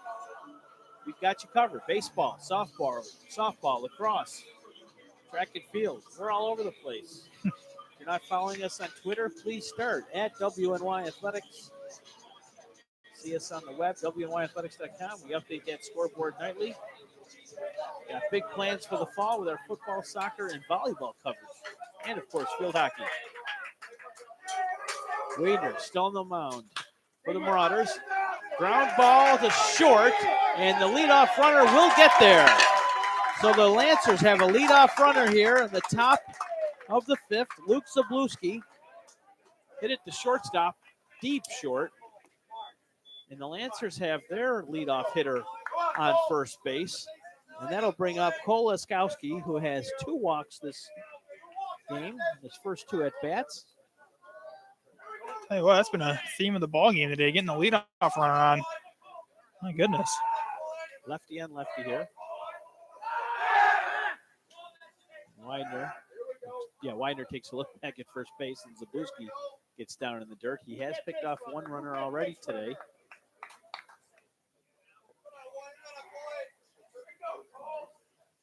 And it came at a perfect time for the Lancers. Absolutely. For the Marauders, I should say. Not a good time for the Lancers, my bad. That was a great throw. Laskowski up, and he lays a nice, slow rolling bunt. Third baseman came in, Flocare to field that. Runners down to second. Flocare came all the way across from third base. He was there in perfect position to make that play. The Lancers have a runner at second base. That's Luke Zabluski, and again, Laskowski laid the perfect sack bunt there. Yeah, he's a heck of a senior leader for that team. He really has done it all for them so far in the playoffs. Brings up Trent Rumley, the shortstop, who is 0 for 1. He had a sacrifice earlier in the 3rd inning. So Rumley comes up, right-handed hitter. And that's Zabluski down at second base. Marauders do have a guy up in the bullpen warming up. Widener delivers and hits the batter. So the Lancers will have first and second here as he tagged. I'm shocked he's walking. That was a shot to the ankle. That was a hard hit there, but he's moving and he runs that out. So tough kid. Clearly he's okay. And Widener wasn't happy with that. You could tell he's kicking some dirt right now. He takes a look down at first base and with some action in the bullpen, he let the runner know that, obviously he's apologetic for that. Oh, yeah. Didn't mean to hit him. That's going to happen. The lights are now on here at Dembski Sports Complex as we get into the night here. Love it. Top of the brings up the fifth. catcher, Chris Nino, who in his first at-bat walked and grounded out his second at-bat in the 3rd inning. Here he is in the 5th with a runner on first and second, 1 out for the Lancers, looking to tie this game up. They trailed the Marauders 2-1. Widener throws, and that's going to foul out of play. Count is 1-1. Lancers have been credited with 3 hits today, 1 error. Marauders have been credited with 5 hits and 1 error. 2-1 your score. Marauder lead. This is game 1 on Senior Martin Baseball Finals. Widener delivers. And that looks like it's going to foul. Nope. Marauders giving chase, and it's dropped by the right fielder. It's fair. It's in fair territory. The runners are down at first, second, and third. That looked like it was going out of play at him. I honestly, off the bat, I'm thinking that's floating into the soccer stands here on our right, but that was the right fielder, Nick DiCarlo, came all the way in on the run, waved off Gilbert, and dove for that one, laid out for it, but he could not hang on to it. And now the Lancers have bases loaded with 1 out. It brings up Tyler Curl. Clean-up hitter. It's exactly the kind of situation you want. And he takes ball 1, fastball from Widener. Yeah, DiCarlo looked like it was inches away from going right in his glove, but it just slipped out at the last second. And heads up base running from the Lancers to be aware that that's a fair ball, and they got to hustle up. That woke up these Lancers once again. And that pitch is delivered for strike 2. 2 fastballs by Widener just off the mark. And the Marauders are looking at some trouble here, possibly. Lancers have runners at all the bases here with 1 out. Widener delivers. 3-0. Off-speed pitch, a little low. 3-0 your count.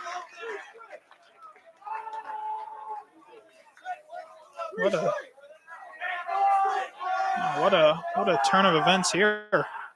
Wow, he walks in the run. The tying run comes in. A 4-pitch at bat for Curl. I have to guess here, Coach Naska may be visiting the mound.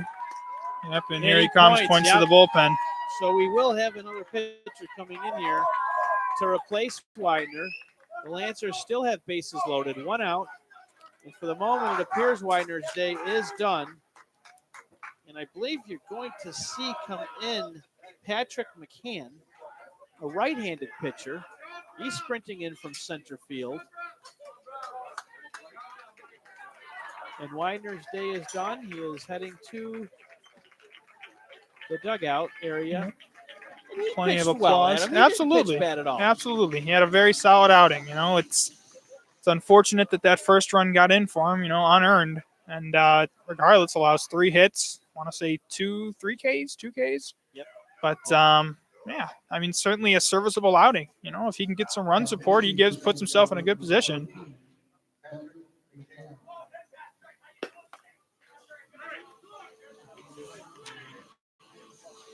Pinch runner on second there for the Lancers as well. Okay, good heads-up play there by Adam Gorski to catch that. So I'm looking for some numbers on the pitcher here that has just relieved Widener. Now, Widener's day, he went 4 1/3, gave up 3 hits, 1 earned run, and gave up 2 runs, 1 earned, 2 Ks, 5 walks. A lot of ground balls, though, Adam. Especially in that first inning, first and second inning. Got a lot of ground balls. Absolutely. So pretty good job by Widener. Absolutely. Up until that last at bat there with the four ball walk in the run, he had a great outing. So McCann comes in, the right-handed pitcher. Trying to get some numbers on him. If I can, I will share them with you. We are not going to take a commercial break. We are going to stay right here at Dembski Field, where we've got a pretty good ball game going on. The Lancers now have tied the game 2-2. They had a 1-0 lead going into the bottom of the third when St. Joe's the bats came alive. They put a run there, another run in the bottom of the fourth. And the Lancers just put one across. Bases loaded walk. And that was the end of Widener's day. St. Joe's comes in with the new pitcher, McCann. He's got a 3.32 ERA. He's got 3 wins on the year. He's pitched in 9 games, started 2, and he went the distance in 2 games.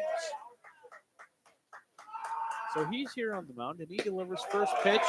That's a little low inside for ball 1. Yeah, certainly a pitcher you'd want in relief here for the Marauders in a tough jam here. It's Cole Murray, the third baseman, now looking to add here some runs for the Lancers. And we've got a quick timeout as the catcher, Murphy, runs out to talk to his pitcher. And the Lancers bullpen is very vocal today, as I'm sure they've been all year. They're just a loud bunch over there, and that's part of their strength. Mm-hmm. You know, Yeah. they have to be loud. This is definitely one of those sports that they can compete with St. Joe's. Football is a tough one to compete. Of course, they beat them in hockey. Yeah, their first year of Fed. That was still to this day probably one of the craziest high school sports upsets I've ever seen. That's a base hit. Base hit into right field. 2 runs are going to score. The Lancers will have first and second. Wow. As Lancers put 2 more runs on the board, they now lead St. Joe's 4-2. And that was a huge hit there by Cole Murray, the third baseman, who struck out his first time at bat, walked his second in the 4th, and now here in the 5th, he has a two out single, 2 RBIs, and with a one out single, brings in 2 runs. The Lancers have 3 here on the top of the 5 so far, first, second base. That'll bring up Brady O'Brien. And he takes strike one.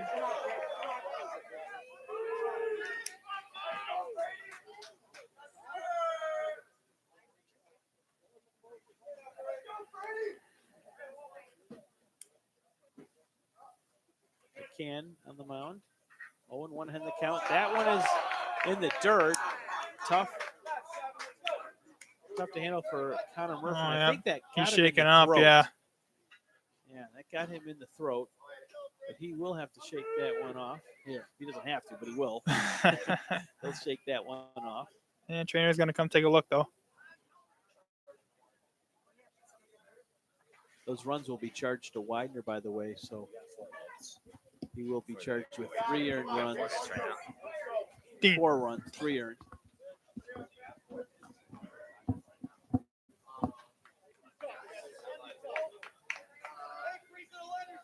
So Brady O'Brien is at the dish now for St. Mary's with first and second, 1 out.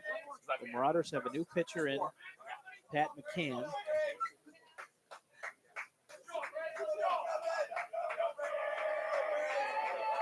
McCann is a senior, 6'2". Runner's And going. that one goes, trying to get him at third. Oh, wow. He's going to come home. As that got through. Oh, he stumbled. He stumbled. Oh, he's still in. But he is in at third. Wow. That's Tyler Curl, who gets across the plate for the Lancers' 5th run of the ball game. And they now have a 3-run lead on the Marauders here, top of 5. Oh, now this is a heck of a top of the 5th inning for the Lancers. O'Brien had Kind a of check swing there. But Yeah, he's absolutely. called for a strike, so it's a 1-2 count. Absolutely. To Brady O'Brien with a runner at second. Kinda, First and third are open. Kind of a deja vu situation there. I mean, earlier you saw the Marauders get their second run off a bad throw to third base, off someone trying to steal, and similar play there. Gets into left field and curls in for the 5th run. McCann delivers low in the dirt for ball 2. So the count is now 2-2 here to O'Brien. Top 5. Lancers have scored 4 times in this 5th inning here. Looking to add to that. They have a runner at second. 1 out. O'Brien, he's got a big stick there. He can definitely hit the long ball. And that falls in there for strike 2. Strike 3, excuse me. And O'Brien is still arguing with the umpire. He did that the last time up. And I don't know how much longer the umpire is going to let him talk. Yeah, for sure. O'Brien is walking back to the dugout. He's not happy. 2 outs now. 5-2 your score. Almost had to kill the audio broadcast there, Adam. Yeah, That'll bring up Brandon not Thome. happy. Got a big single last time he was up. Runner at second base. Yeah, Murphy must be okay because he just made a nice little play there on a ball in the dirt.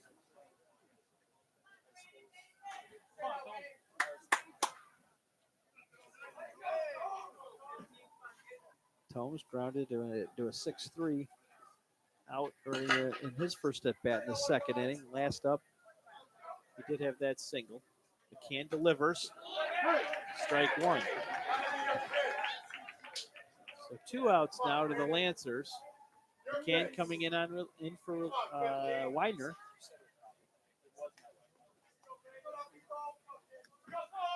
(5-2) Lancer lead. Came into this top of the 5th, trailing 2-1. Runner on second. Pitcher delivers, and that falls in for a ball. Counts now 2-1. Mm-hmm. I tell you, I get a lot of credit to this Lancer dugout, man. They are getting loud. They are supporting their squad. Lancer spring sports are nothing to joke about. They are tough. 2-1 the count. McCann delivers. That falls in there for strike 2. So it's 2-2 now to Thome, the left fielder. St. Joe's is going to have a lot of work to do when we get into the bottom of the 5th. But the Lancers still have a man on second, 2 outs. Thome looking to move that runner across. Ty Johnson on deck. He's 0 for 2 today. McCann delivers. Fouled back out of play. Good battle from Thome there to stay in there. 2-2, runner on second. Base hit here could potentially give him a 4-run lead. If you're watching this broadcast, you're going to want to subscribe to this page for a lot of cool live stream events that'll be coming up, courtesy of WNY Athletics. So if you're on the page watching today, please subscribe so you can catch our future broadcasts. McCann delivers off-speed pitch in the dirt for ball 3. So it's a full count now to Thome. Going to be interesting here with the payoff pitch. Really curious to see if he's going to attack the batter, make him chase. Certainly got some options here, but we will soon see. Looks like we're going to have a sub. Ty Johnson looks like he's coming out of the game. Number 8 is in the batter's box now, so we'll have our first substitution here for St. Mary's. If we get there, McCann delivers. That's going to fall for a walk now to Thome. He reaches first base. So you've got first and second now. And he brought the heat just a little bit in the dirt. As you mentioned, substitution coming in the game here. I don't have a number 8 on my roster. So we'll have to see who we have here. This is the 9th batter of the inning. We just do not have a name and number on him.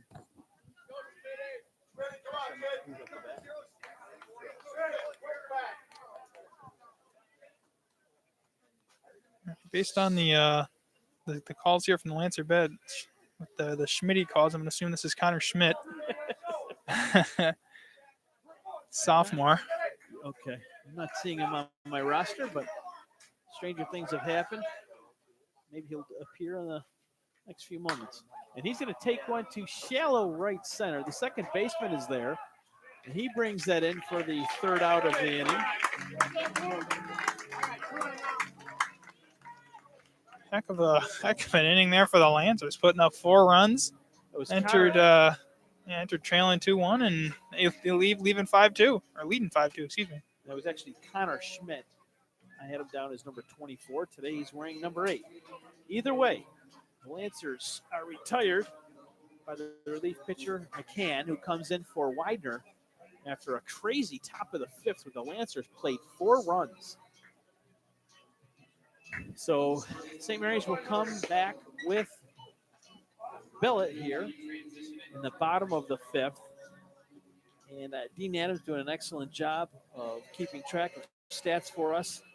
And we can't see from our vantage point, we cannot see the Lancer bullpen. I don't know if anyone's down there or not, but somebody has to be warming up soon, I would imagine, for Bellet, who has pitched a pretty good game so far. We're going to try and get some of its stats here. I had him in for 7 strikeouts coming into this inning. So that's where we are, 7 strikeouts for Billet, who's pitched a pretty good game so far. 1 earned run you can hang on him. And it's a 5-2 score here from Dembski Field. Frank Wolf along with Adam Gorski and Dean Adams calling this one tomorrow night. You will get Dan Lalama and Adam Gorski calling this one. So we will be broadcasting game 2 tomorrow. And potentially 3, depending on the outcome. And potential 3 as well, of course. WNY Athletics, a couple of us are going to be on the road tomorrow. Joe Krause and I are packing our bags for Syracuse. We're heading out to Cicero, North Syracuse for Class C and D boys lacrosse. Our East Aurora Blue Devils from Section 6 are heading out that way. They're going to be taking on... forgetting who they're playing tomorrow, Adam. But they're playing a really tough team for the Class C Regional, a team from Section 3. Billet delivers first pitch, and that's deep to center field. O'Brien's on the run. That's going to get over his head and fall in there. The base runner's on his way to third base. This is third or second triple? Tino Torello. Wow, that's 2 triples. Is in at third. Oh, my goodness. Tino Torello. Move that man up the. Yeah, up my God. From the 9-hole, his second triple of the day. Good hustle coming around second there. Gets in there with the slide. Double T Torello. a junior, 5'8", $155 he's listed at. Outfielder. He's also a right-handed pitcher if Paul Naska needs him. Can play shortstop. And he's on base with a leadoff triple. If you're the Marauders, you give up 3 runs in that top of the 5th. That's exactly what you want to see if you're trying to get back into this ball game. Brings up Mike Merrill, the second baseman. His third time up this afternoon. He has struck out both times he appeared at the plate. Billett delivers. Runner on third, and that's going to get, just foul. That was looked close. like it was going to get through first base, but it just rolled foul. That was close. And that would have easily scored a run for St. Joe's there, but instead the count is 1-1 here in the bottom of the 5th. The temperature definitely dipped. Adam, I see you put your jacket on. I reached for the jacket. Adam, Dean didn't bring a jacket with him. Oh, rookie mistake. Billett delivers. And that looked good, but no, he's not going to get the call. 2 balls and 1 strike. Billett came in with an off-speed pitch, and Merrill sat on that one. 2 balls and 1 strike. He's got a better vantage point than I do, I would imagine. Here's Billett again. 2-1 pitch, no outs. That's high. And that'll be 3-1. See, Billett calls in his catcher. Going to have a little discussion here on the mound real quick. 3-1 your count. Runner at third base, that's Trillo, with back-to-back triples in this game. And unfortunately for the Marauders, he didn't have anybody on base at the time, but he has 2 leadoff triples here.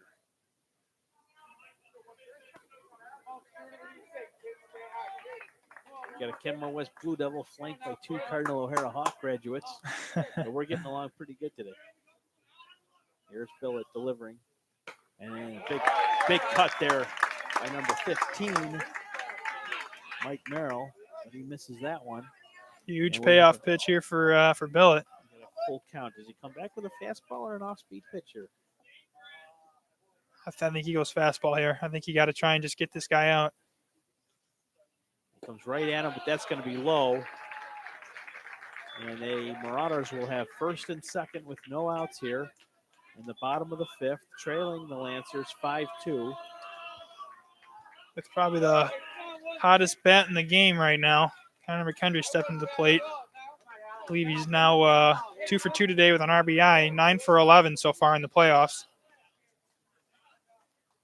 So McKendry with 2 hits in his first 2 at-bats. He has been hot at the plate. Adam, you couldn't send it any better.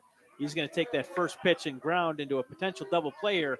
Tough throw. It's bobbled, so he's safe at first. Run comes home. So the Marauders have a runner on first, and they bring 1 run home. So it's a 5-3 baseball game. McKendry is on base for the 3rd time in this ball game. Lancers should have had the double play there, but that was we've seen that all day though. The exchange from second to first has been, for some reason, I think these teams are batting 30% on that. Absolutely. A tough play all day, but looked like it was a nice dig there from Shablewski, but it just bobbled it right at the last second there. So McKendry's at first. He's credited with an RBI, and now Corleone is hit. Yep, and Wagner's going on the mound. Yeah, this so might Wagner be the end of his have day. Somebody coming in here, I believe. Yep, he is. Going to number 17 is coming in now. Brandon Walsh is taking a walk to the mound.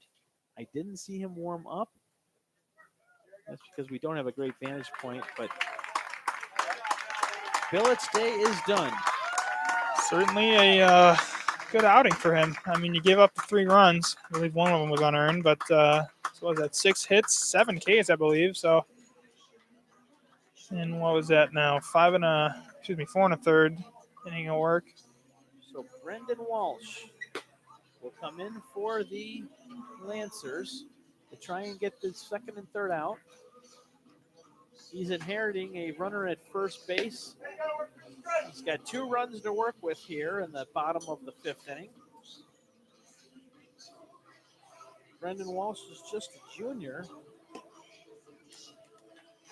And I got to believe that Coach Wagner is just looking for a few at-bats here for Walsh. I would assume so. His stats this season, he's appeared in 15.2 innings, 15 and 2/3. He's given up 18 hits. He's given up 23 runs. He does have only 13 are earned. 13 earned runs. 16 walks, 10 Ks. He has given up 3 home runs. He's 69 batters. So Walsh's numbers are 5.81 ERA. I would believe he's just coming in to jam these next couple of hitters. But man, does he have a couple of tough ones here, particularly with Sam Murphy, who's gone the distance 5 times this season. And he's got, right now he's the tying run. He's at the plate. Walsh in at pitcher. He has Corlone at first. Now, if Sam I'm not Murphy is mistaken, I think Walsh started on the mound for the Lancers in Game 1 against Canisius last series, which ended in a 3-2 defeat. Crusaders pulled that one out. First pitch is ball high. Look at that wind pick up now, Adam. Oh, yeah. Certainly a little bit more breezy now. Runners at first and second, excuse me. So that's a shot to right field. The catch is made by Johnson. That'll hold the runners there. So Murphy flies out to right field. About as good of a play there as you could hope for the Lancers. You got 2 outs now. Brendan Walsh only threw 2 pitches to that batter. Any base here will get the job done. Except home plate, but That'll bring up my buddy Vince Capalupo, who scored a run earlier. It was originally the St. Joe's first go-ahead runner of this game. Only go-ahead runner of this game. The big one at the time it was. First pitch by Walsh. Falls in there for a strike.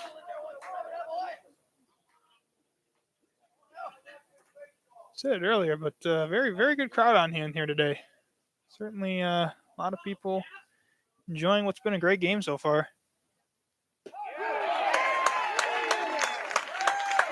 Two strikes now to Capalupo, the center fielder. Runners at first and second. Big time at bat here for St. Joe's. Also has the sign. Delivers fastball and he misses for strike 3. And the Lancers get out of a big jam there, clinging to a 2-run lead. Walsh brought the heat on that last strike. My goodness. Did. I tell you, Adam, if you didn't know much about the history of these two teams, well, I'll tell you, these two teams don't seem to like each other. There's been a lot of talk back and forth from the mound to the batter's box. Absolutely. So it has been a very vocal game between the benches. But here we are heading to the top of the 6th with the Lancers, looking to add to their 5-3 lead. We're going to take a quick commercial break. We'll be back in just a few moments. You're listening to Monsignor Martin baseball coverage here on the WNYathletics.com YouTube page. Subscribe today. Subscribe to our YouTube.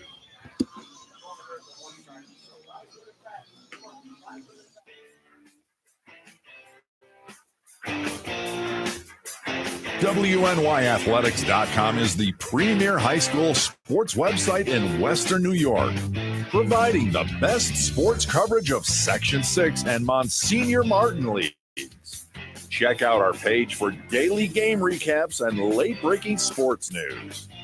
Our online scoreboards are updated in real time. Never miss a goal or touchdown.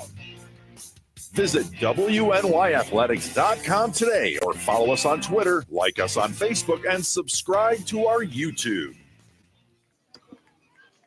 Back at Debski Field. If you're not here, hopefully you're watching us via our YouTube channel, WNYathletics.com, the leader in high school sports coverage in Western New York, Section 6 and Monsignor Martin. And today our assignment is bringing you the Monsignor Martin baseball finals between the St. Mary's Lancers and St. Joe's Marauders. It's game 1, and leading off this inning for the Lancers is number 16, Luke Zabluski, who scored 2 runs for the Lancers already today. Mm-hmm. Last inning, he led off with a single. So he's 2 for 3 this afternoon. Yep. And right now he's looking at a count of 1-1. Good soccer player, if I remember correctly. I remember my time in the Cardinal O'Hara soccer team. He killed us quite a few times. It's Pat McCann now on the mound for St. Joe's. He came in relief last inning for the Marauders, and he returns here in the top of the 6th inning. We're at Debski Field today and tomorrow. Definitely have game 2 tomorrow. And if there is a game 3, that'll be played just after. That pitch gets by Murphy. It was low in the dirt. So Zabluski now looking at a 3-1 count.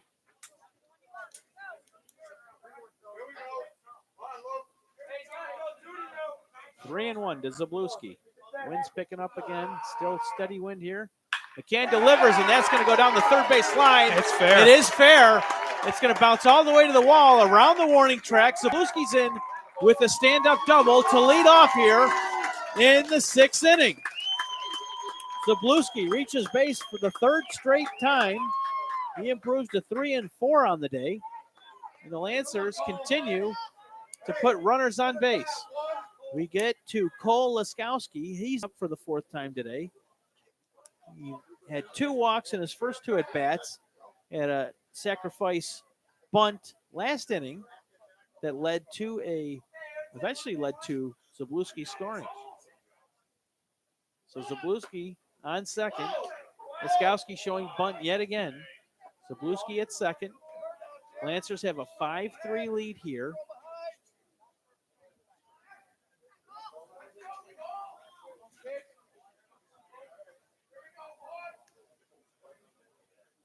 Fine position here for the Lancers to extend this lead.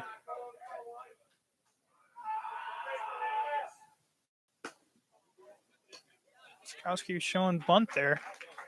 Looking to move up Shabluski, but gets it blown by him there for strike 2. So McCann on the mound here with a runner on second base, no outs. Lancers leading 5-3. Laskowski at the dish, looking to move Zabluski over to third if he can. Here he is, and he takes a rip, and that's going to get to the shortstop. So an easy tag out to third. Laskowski down at first, but Zabluski is out at third. I don't know if that's the best base running decision there from Shabluski. I mean, that was a pretty clean grounder right to the shortstop, and he was out by probably 5 steps. Regardless, though, gets Laskowski aboard and only 1 out. Well, here we are. That brings up Trent Rumley. He scored 2 Lancer runs today. He is 2 for 3. Laskowski is on first base. He had 2 walks earlier in the game, so he's been on base twice, now 3 times. McCann on the mound for the Marauders. Gilbert holding the runner. Rumley, the shortstop, at the dish. He's a right-handed batter. McCann takes a look at first base and chases Laskowski back to the bag. 1 out here, top of the 6th inning. 5-3 your score. Lancers in front. McCann has his pitch, delivers, and that's going to be low. And Murphy keeps it in front of him for ball 1. Laskowski's got wheels on him. I can easily see him trying to steal a base here. Absolutely. They're certainly being careful with him at first. They've checked him, I think, 2-3 times now in this at bat.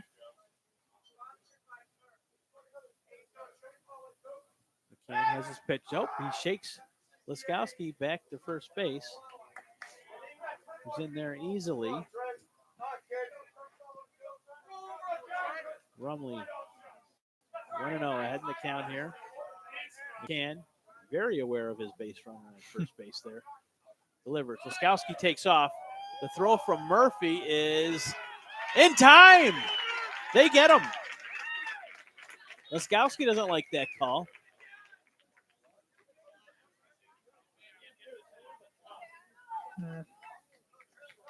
But he is out. Yeah, sounds like he seconds, wanted so there's another threat. Sounds like he wanted a balk or something. I think that was the word. I think that was the word I heard heading into the dugout. But regardless, he's picked off at second. 2 outs. 2 outs now. Here's McCann delivering, and he gets Rumley to chase one. Counts now 2-1. Marauders have scored a run in each of the last 3 innings, but they do trail here 5-3 in the top of the 6th. McCann delivers. Rumley takes it to center field.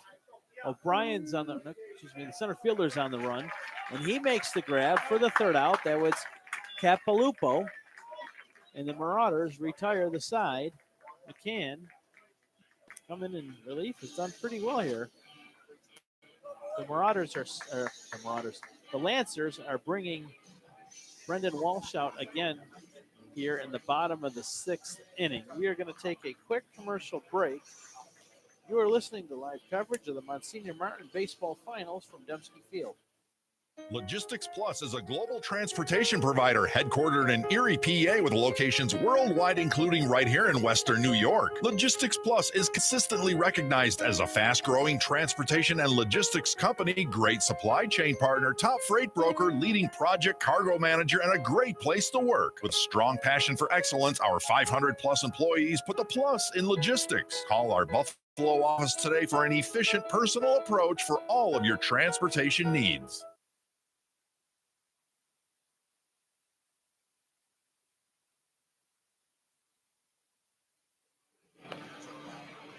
Back at Dembski Field. We're here in the bottom of the 6th inning. The St. Mary's Lancers and St. Joe's Marauders. In game 1 here, Monsignor Martin Baseball Finals. It's a 5-3 score. Lancers put 4 on the board in the top of the 5th to take that 5-3 lead. Marauders have 6 hits, but 3 errors in this game. Mm-hmm. Adam, that's the difference. Yeah, that's cost them. That certainly cost them. I mean, I think back to the Lancers' first run, it was that bad throw to, it was a bad throw to first base, and that scored Rumley, and that got them going. And since then, I think it was a 2 RBI single from Cole Murray got him 2 runs, gave him the lead, and Shabalewski, I believe, scored on another single or something similar. Jack Gilbert leading off for the Marauders. He's 0 for 2. Facing Brendan Walsh, who came in the bottom of the 5th, and his first pitch was ball 1.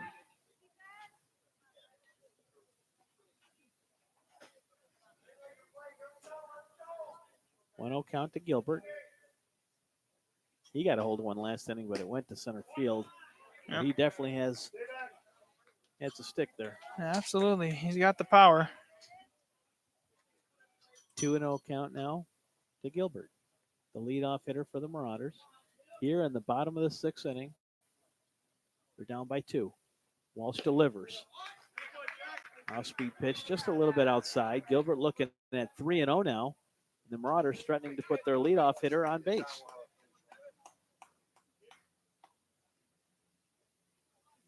Walsh gets the sign. Ready to deliver here. Kicks, throws, and that's in there for strike 1. 3-1 your count now. We talked earlier when Walsh came into the game thinking he's going to go about an inning and a half, maybe 2. Yeah, I mean, depending on how he pitches here, there's a ground ball to second. Ground ball there, so that's going to be the first out of the inning for the Lancers. I mean, with a good first bat like that, he can stay consistent, keep sitting him down. There's nothing to say he can't close this game out for the Lancers.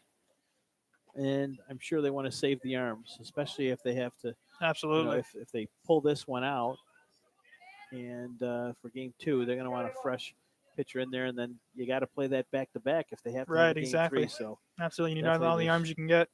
Going to be some thinking, maybe even some overthinking.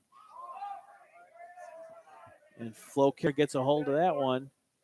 But Brady O'Brien is underneath of it, a can of corn, if you will, for the second out. But Flocare flies out here, and he was 2 for 2 before that at bat.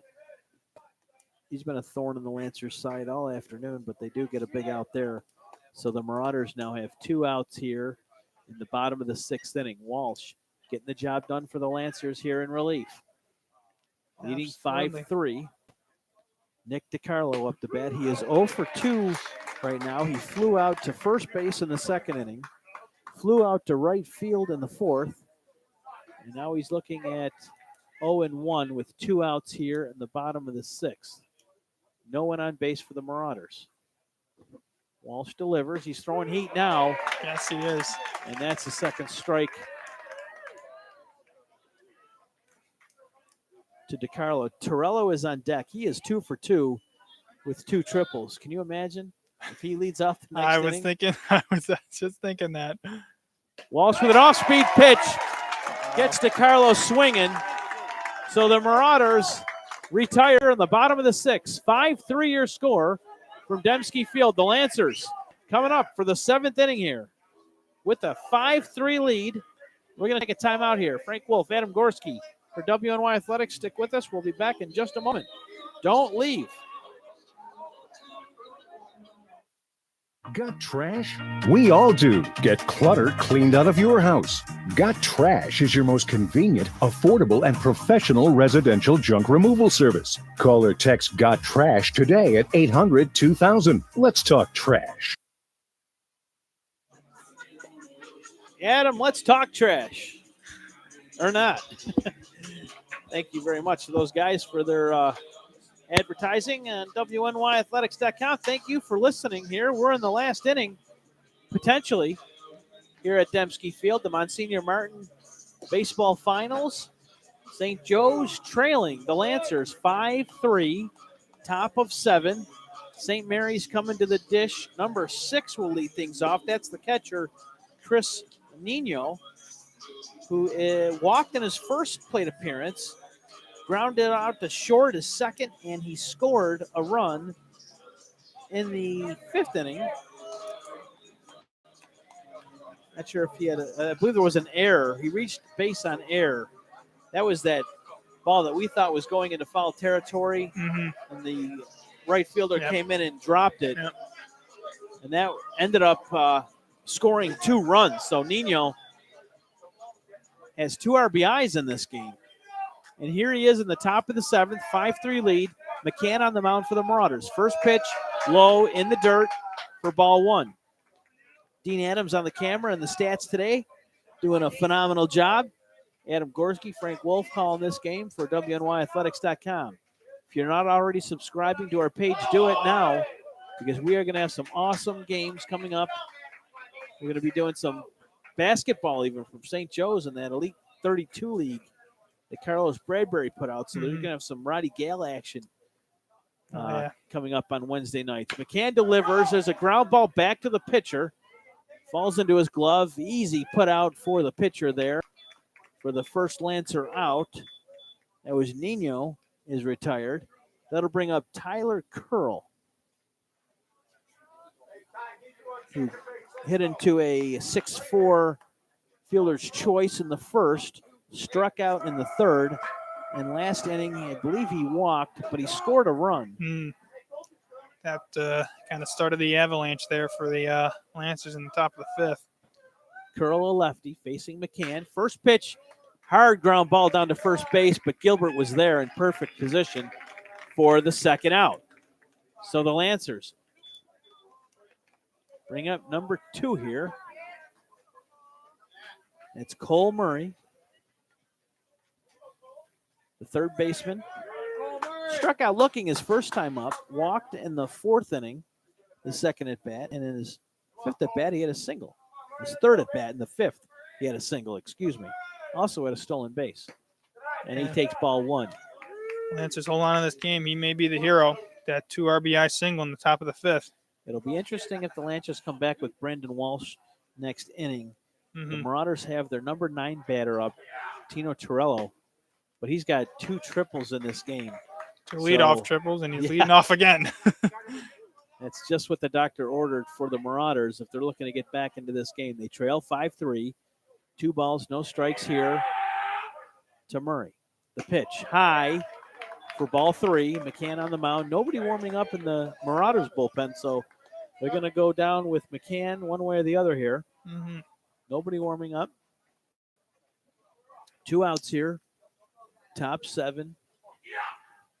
McCann delivers. That's high. The Lancers have a runner. 4-pitch walk. Murray heads down to first base. That brings up Brady O'Brien, who had a double his first at bat, but struck out looking in the 4th and the 5th. And he is up once again here in the top of the 7th. He has a runner on first, 2 outs. O'Brien is definitely looking to get that bat on the ball. He did not like the way the last 2 at-bats ended. You can hear him chirping all the way back to the dugout. Here he is in the top of the 7th. McCann delivers, and that's going to be a slow ground ball down to third base. Tough play. O'Brien, does he get there? Yes, he does. Gilbert couldn't hang on to that one. So the Lancers have first and second here in the top of the 7th. They do have 2 outs. That brings up Brandon Tome, who's reached base twice today. Grounded out in the 2nd, his first plate appearance. Had a single in the 4th inning. And in the 5th, he walked. So here he is in the top of the 7th with runners at first and second. The Lancers have a 5-3 lead. 2 outs. McCann's in a little bit of trouble here. Lancers bullpen. They are a rowdy bunch. Tongue twister kind of a day, but the Lancers they're woke. Yeah, that's the truth. Hanging on to this 5-3 lead here. Top 7. Game 1 of Marauders, Lancers, Monsignor Martin. Best of 3 series here. Brandon Tome takes ball 1. It's a 1-1 count now to McCann. Before McCann. Now the wind started to die a little bit. Maybe.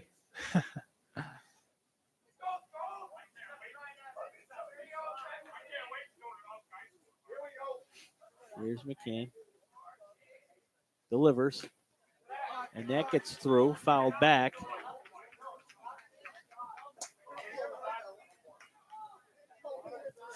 Lively punch of that Lancer. Oh, my goodness. Might be a little bit too close. Oh, man. Things you hear from the dugout, though. Yeah, I love it. 1 ball, 2 strikes, 2 outs. McCann looking to deal here. Dome at the dish. First and second. McCann delivers. And that's low and inside for ball 2. McCann bringing the heat there. Mm-hmm. He wants this last out, you can tell. I mean, you can't afford to give up another one here. I mean, already down 2. The Marauders have their number 9 and then top of their order coming up in the bottom of the 7th. McCann looking at 2-2 here. Delivers. Off-speed pitch down the third baseline, but it is out of play. Foul.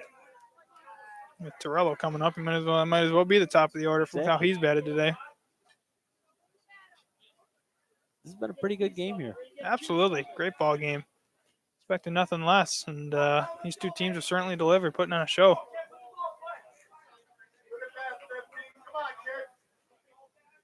Dome has not scored a run today, but he's been on base twice.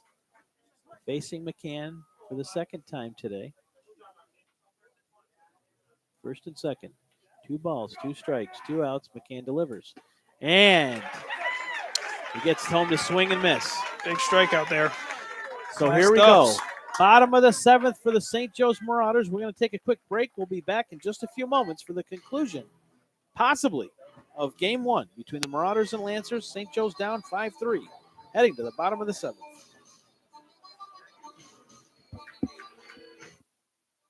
Hi, I'm Paul Wolf, local independent insurance agent for over 15 years. We represent over 30 insurance companies to try to find the best coverage and the best price for you. We're family owned and operated. We specialize in auto, home, and commercial insurance. Call the Paul Wolf Agency today at 835-9653 or stop in at 2686 Elmwood Avenue in Kenmore. The next time your insurance rates go up, Call the Wolf. Well, Adam and Dean, here we are, bottom of the 7th. I'm all out of water. So I don't know if this is it or not, but it's been a one heck of a ball game so far. Just to paint the picture for you, the Lancers jumped out to a quick 0-0 lead in the top of the first. St. Joe's answered with 2 runs in the second and third, respectively, to take a 2-1 lead in the top of the 5th inning. St. Mary's put 4 runs on to take a 5-2 lead. Marauders answered with 1 of their own in the bottom of the 5th. And that brings us to the bottom of the 7th. St. Mary's up 5-3. Sticking with Brandon Walsh on the mound here. And honestly, I don't blame him. He's been fantastic in relief. Tino Torello, the left fielder, is going to start things off yet again here. Yeah, speaking of fantastic. For St. Joe's. He's got 2 leadoff triples so far today, looking for his 3rd.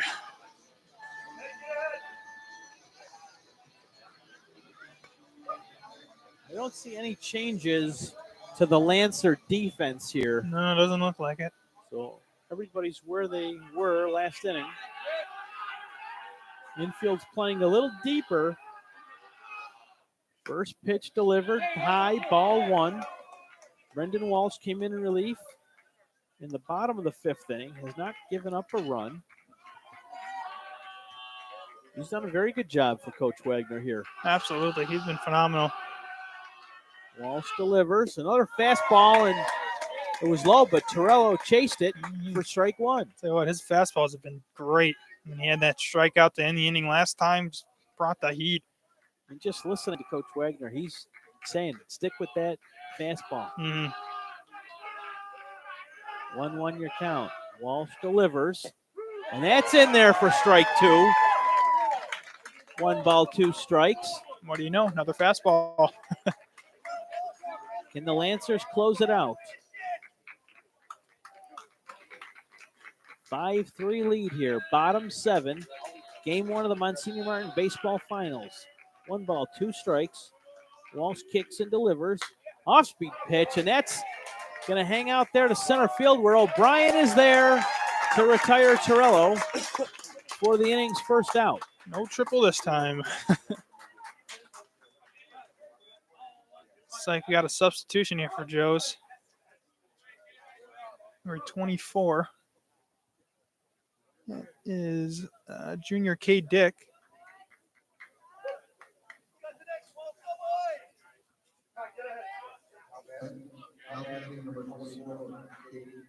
Okay, Dick comes to the bat. Number 24, junior, 5'9", 180. He's a second baseman, a shortstop, and also a right-handed pitcher for the Marauders, and he takes strike 1. He's in there for Mike Merrill, who has 0 for Another 2 pop with a up. walk, and Dick will pop out to the second baseman, Laskowski, for the game's second out. And the Lancers are 1 out away from winning game 1 here. But it's- Connor McKendry. Yep, the hot hand. Yep, he's been very good for St. Joe's today. He's reached base in all 3 at-bats, I believe. No, I'm sorry. Yes, he has reached base in all 3 at-bats, although he did get on because of an error his last at-bat. And Walsh sees him here. And McKendry will take strike 1. Doesn't like the call. He thinks that was high. Bottom 7, 2 outs.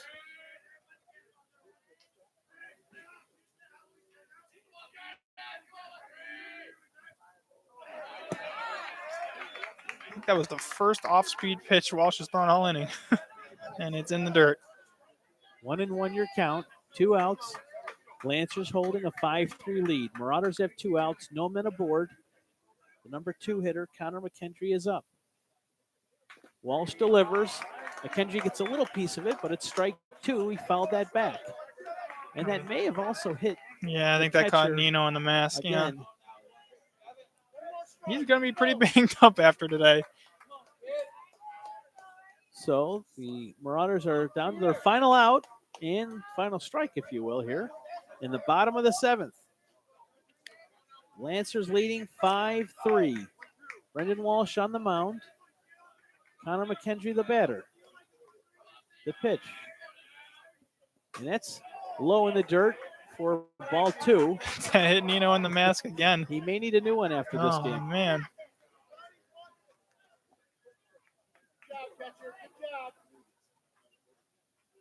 No men aboard, bottom 7. 1 ball, 2 strikes, 2 outs.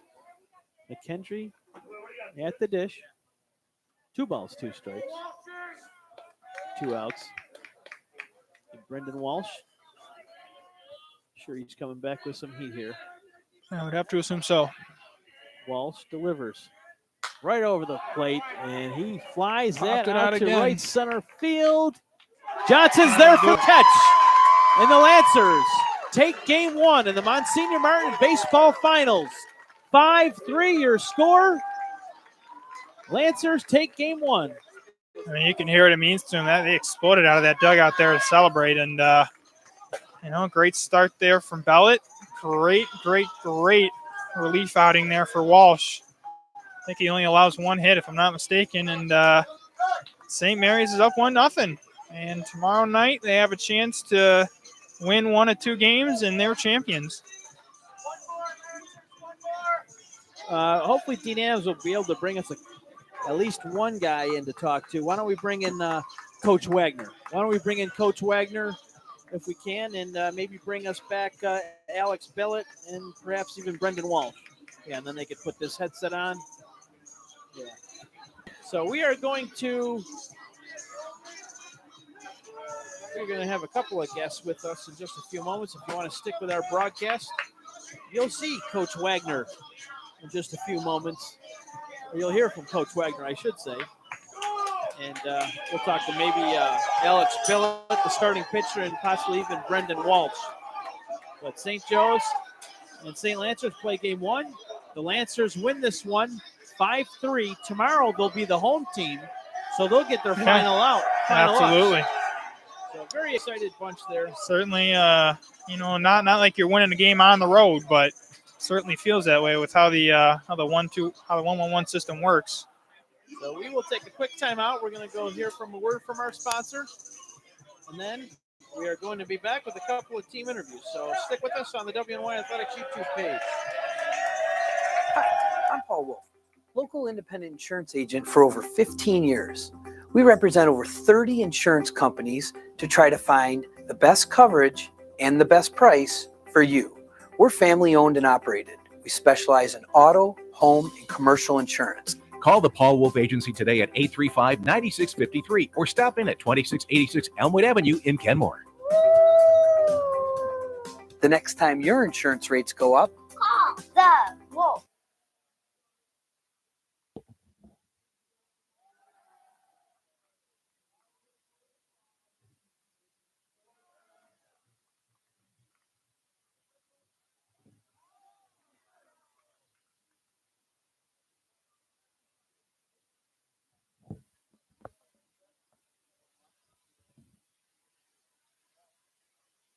Hi, I'm Paul Wolf, local independent insurance agent for over 15 years. We represent over 30 insurance companies to try to find the best coverage and the best price for you. We're family owned and operated. We specialize in auto, home, and commercial insurance. Call the Paul Wolf Agency today at 835-9653 or stop in at 2686 Elmwood Avenue in Kenmore. The next time your insurance rates go up, Call the Wolf.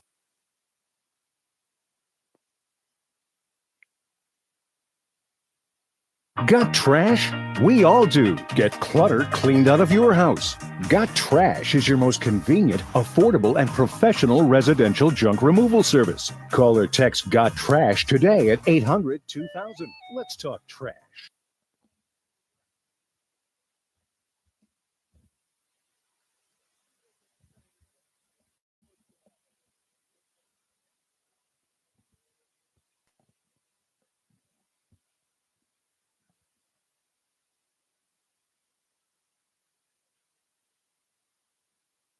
Got trash? We all do. Get clutter cleaned out of your house. Got Trash is your most convenient, affordable, and professional residential junk removal service. Call or text Got Trash today at 800-2000. Let's talk trash.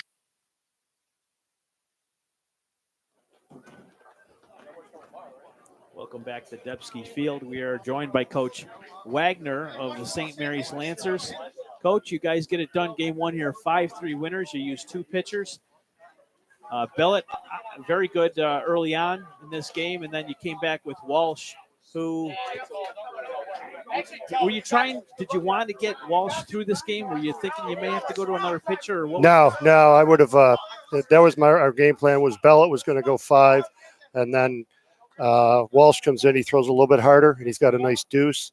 So we figured the change of speed would offset their bats as well. But Alex Bellett, he struggled the last game, but he really improved himself as a senior this year, and then in this game as well. And then, I knew Brendan Walsh would come in. He throws a little harder, and he throws strikes. So, we were fortunate to pull out the win. Yeah, I think it was that top of the 5th inning certainly was your game-winning moment there. You had I think it was the 2 RBI single from Murray. He gets the job done for you. What would you say was kind of the spark that led to that top of the 5th?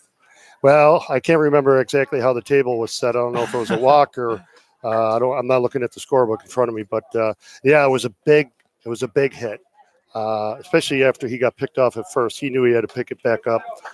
That was a big hit. Brady O'Brien starting the game off with a big hit. You know what? And I'll say this, Elliott threw a good game for them, but I knew if we could just stick a few balls hard, we could probably get to him a little bit, and Brady was the first one to do that. And, we got a resilient lineup. We got a nice lineup. Everybody, for the most part, can hit. And you could see that our 9-hitter had a double. But with that in mind, we're not done. Coach, how big is it to get that first win? It's huge. Game one. It's huge. It puts us in a position where we can do I can work with my pitching staff accordingly that we set up for the playoffs. And we're right on track with that pitching sequence that we're going to use. So Rumley will throw the game tomorrow. And if we get to 7 or the game 3, then O'Brien would go there. You guys didn't exactly limp into the playoffs. I mean, you guys were winning No. games to get here. We started the league 0-3 and then went 8-1. And right now we are 12-2 in the last 14. And we're playing really good ball. And that starts from, our defense is good. I'm not worried about our defense. We needed to hit the ball. We needed to score. And I said, if we score 5 runs today, we're going to win. So that's our thought process. Well, you scored 5 wins today, or 5 runs today. Tomorrow you come back. It's a 4 p.m. start. They moved that game up Correct. due to potential impending storms. Right. So, well, best of luck to you guys tomorrow, Coach. And we're going to talk to, I believe, Alex Billett, your winning pitcher. I believe he's credited with the winning pitch. Absolutely. Yes, he is. I'll put him on for you.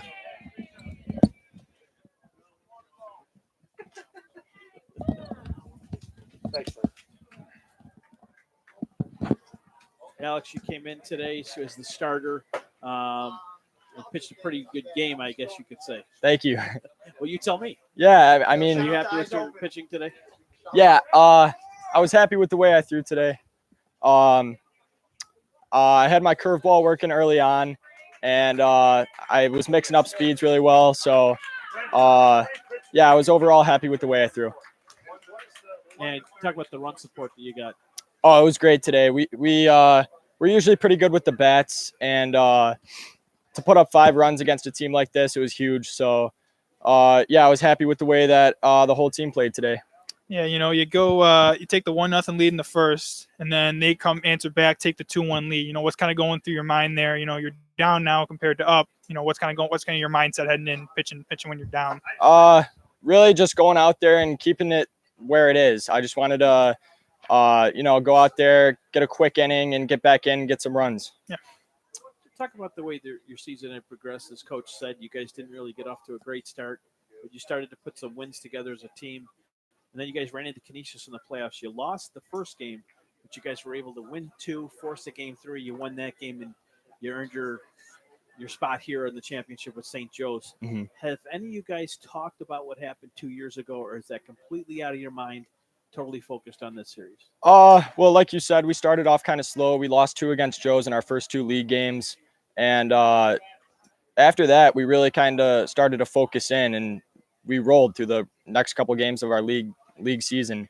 And once we got to playoffs, Canisius lost the first game, came into the second game with a lot of confidence, and really just tried to keep ourselves composed. And we had a feeling we were going to win it. We knew we were going to win it.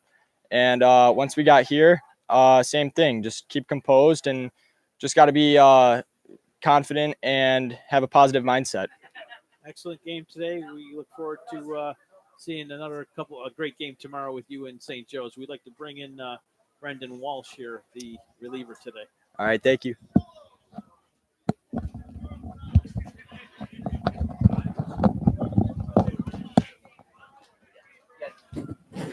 Gotcha. Brendan Walsh, the reliever today. Brendan, you came in and you had a couple of runners on board when you first came into the game. Just talk about walking into that situation, protecting the lead. As a closer, I typically get put into situations like that. So at this point, I really don't see it as a pressure thing. I really just went in and had to get done what I had to get done for my team. Seemed to be a lot of chirping going back and forth from the pitcher to the hitters, not just from you guys, but St. Joe's as well. Is there a long history between these two teams? Yeah, I would say so. Like last year, we got knocked out by them in the semis, going to a 14-inning game, and even prior to that, we've always kind of had a good rivalry with them. So this year, it's just getting even better. I think your most dominant pitch tonight was definitely your fastball. I mean, you brought the heat on a couple strikeouts there. So how are you feeling confidence-wise with that pitch? Confidence is everything to me, and I'm extremely confident with everything I got in my pitches, especially my fastball. Brendan, is there a chance you could get called on tomorrow? I don't know if you have the same pitch count rules as they do in Section 6, but are you able to come into tomorrow's game if Coach calls your number? I will be able to come into tomorrow's game. I only threw 24, and the limit would have been 30. Okay. Well, excellent job today, Brendan, in relief and St. Mary's as a whole. Best to you guys. Best of luck to you guys tomorrow in Game 2. Thank you very much. Appreciate it. That was Brendan Walsh from the St. Mary's Lancers. Frank Wolf and Dean Adams and Adam Gorski will be signing off from Dembski Field. We'll be back here tomorrow for Game 2. Dan Lalama will be on the call with Adam Gorski, and who knows, Dean Adams might be around doing stats. We'll have to see. But signing off from Dembski Field, where the Lancers win today 5-3.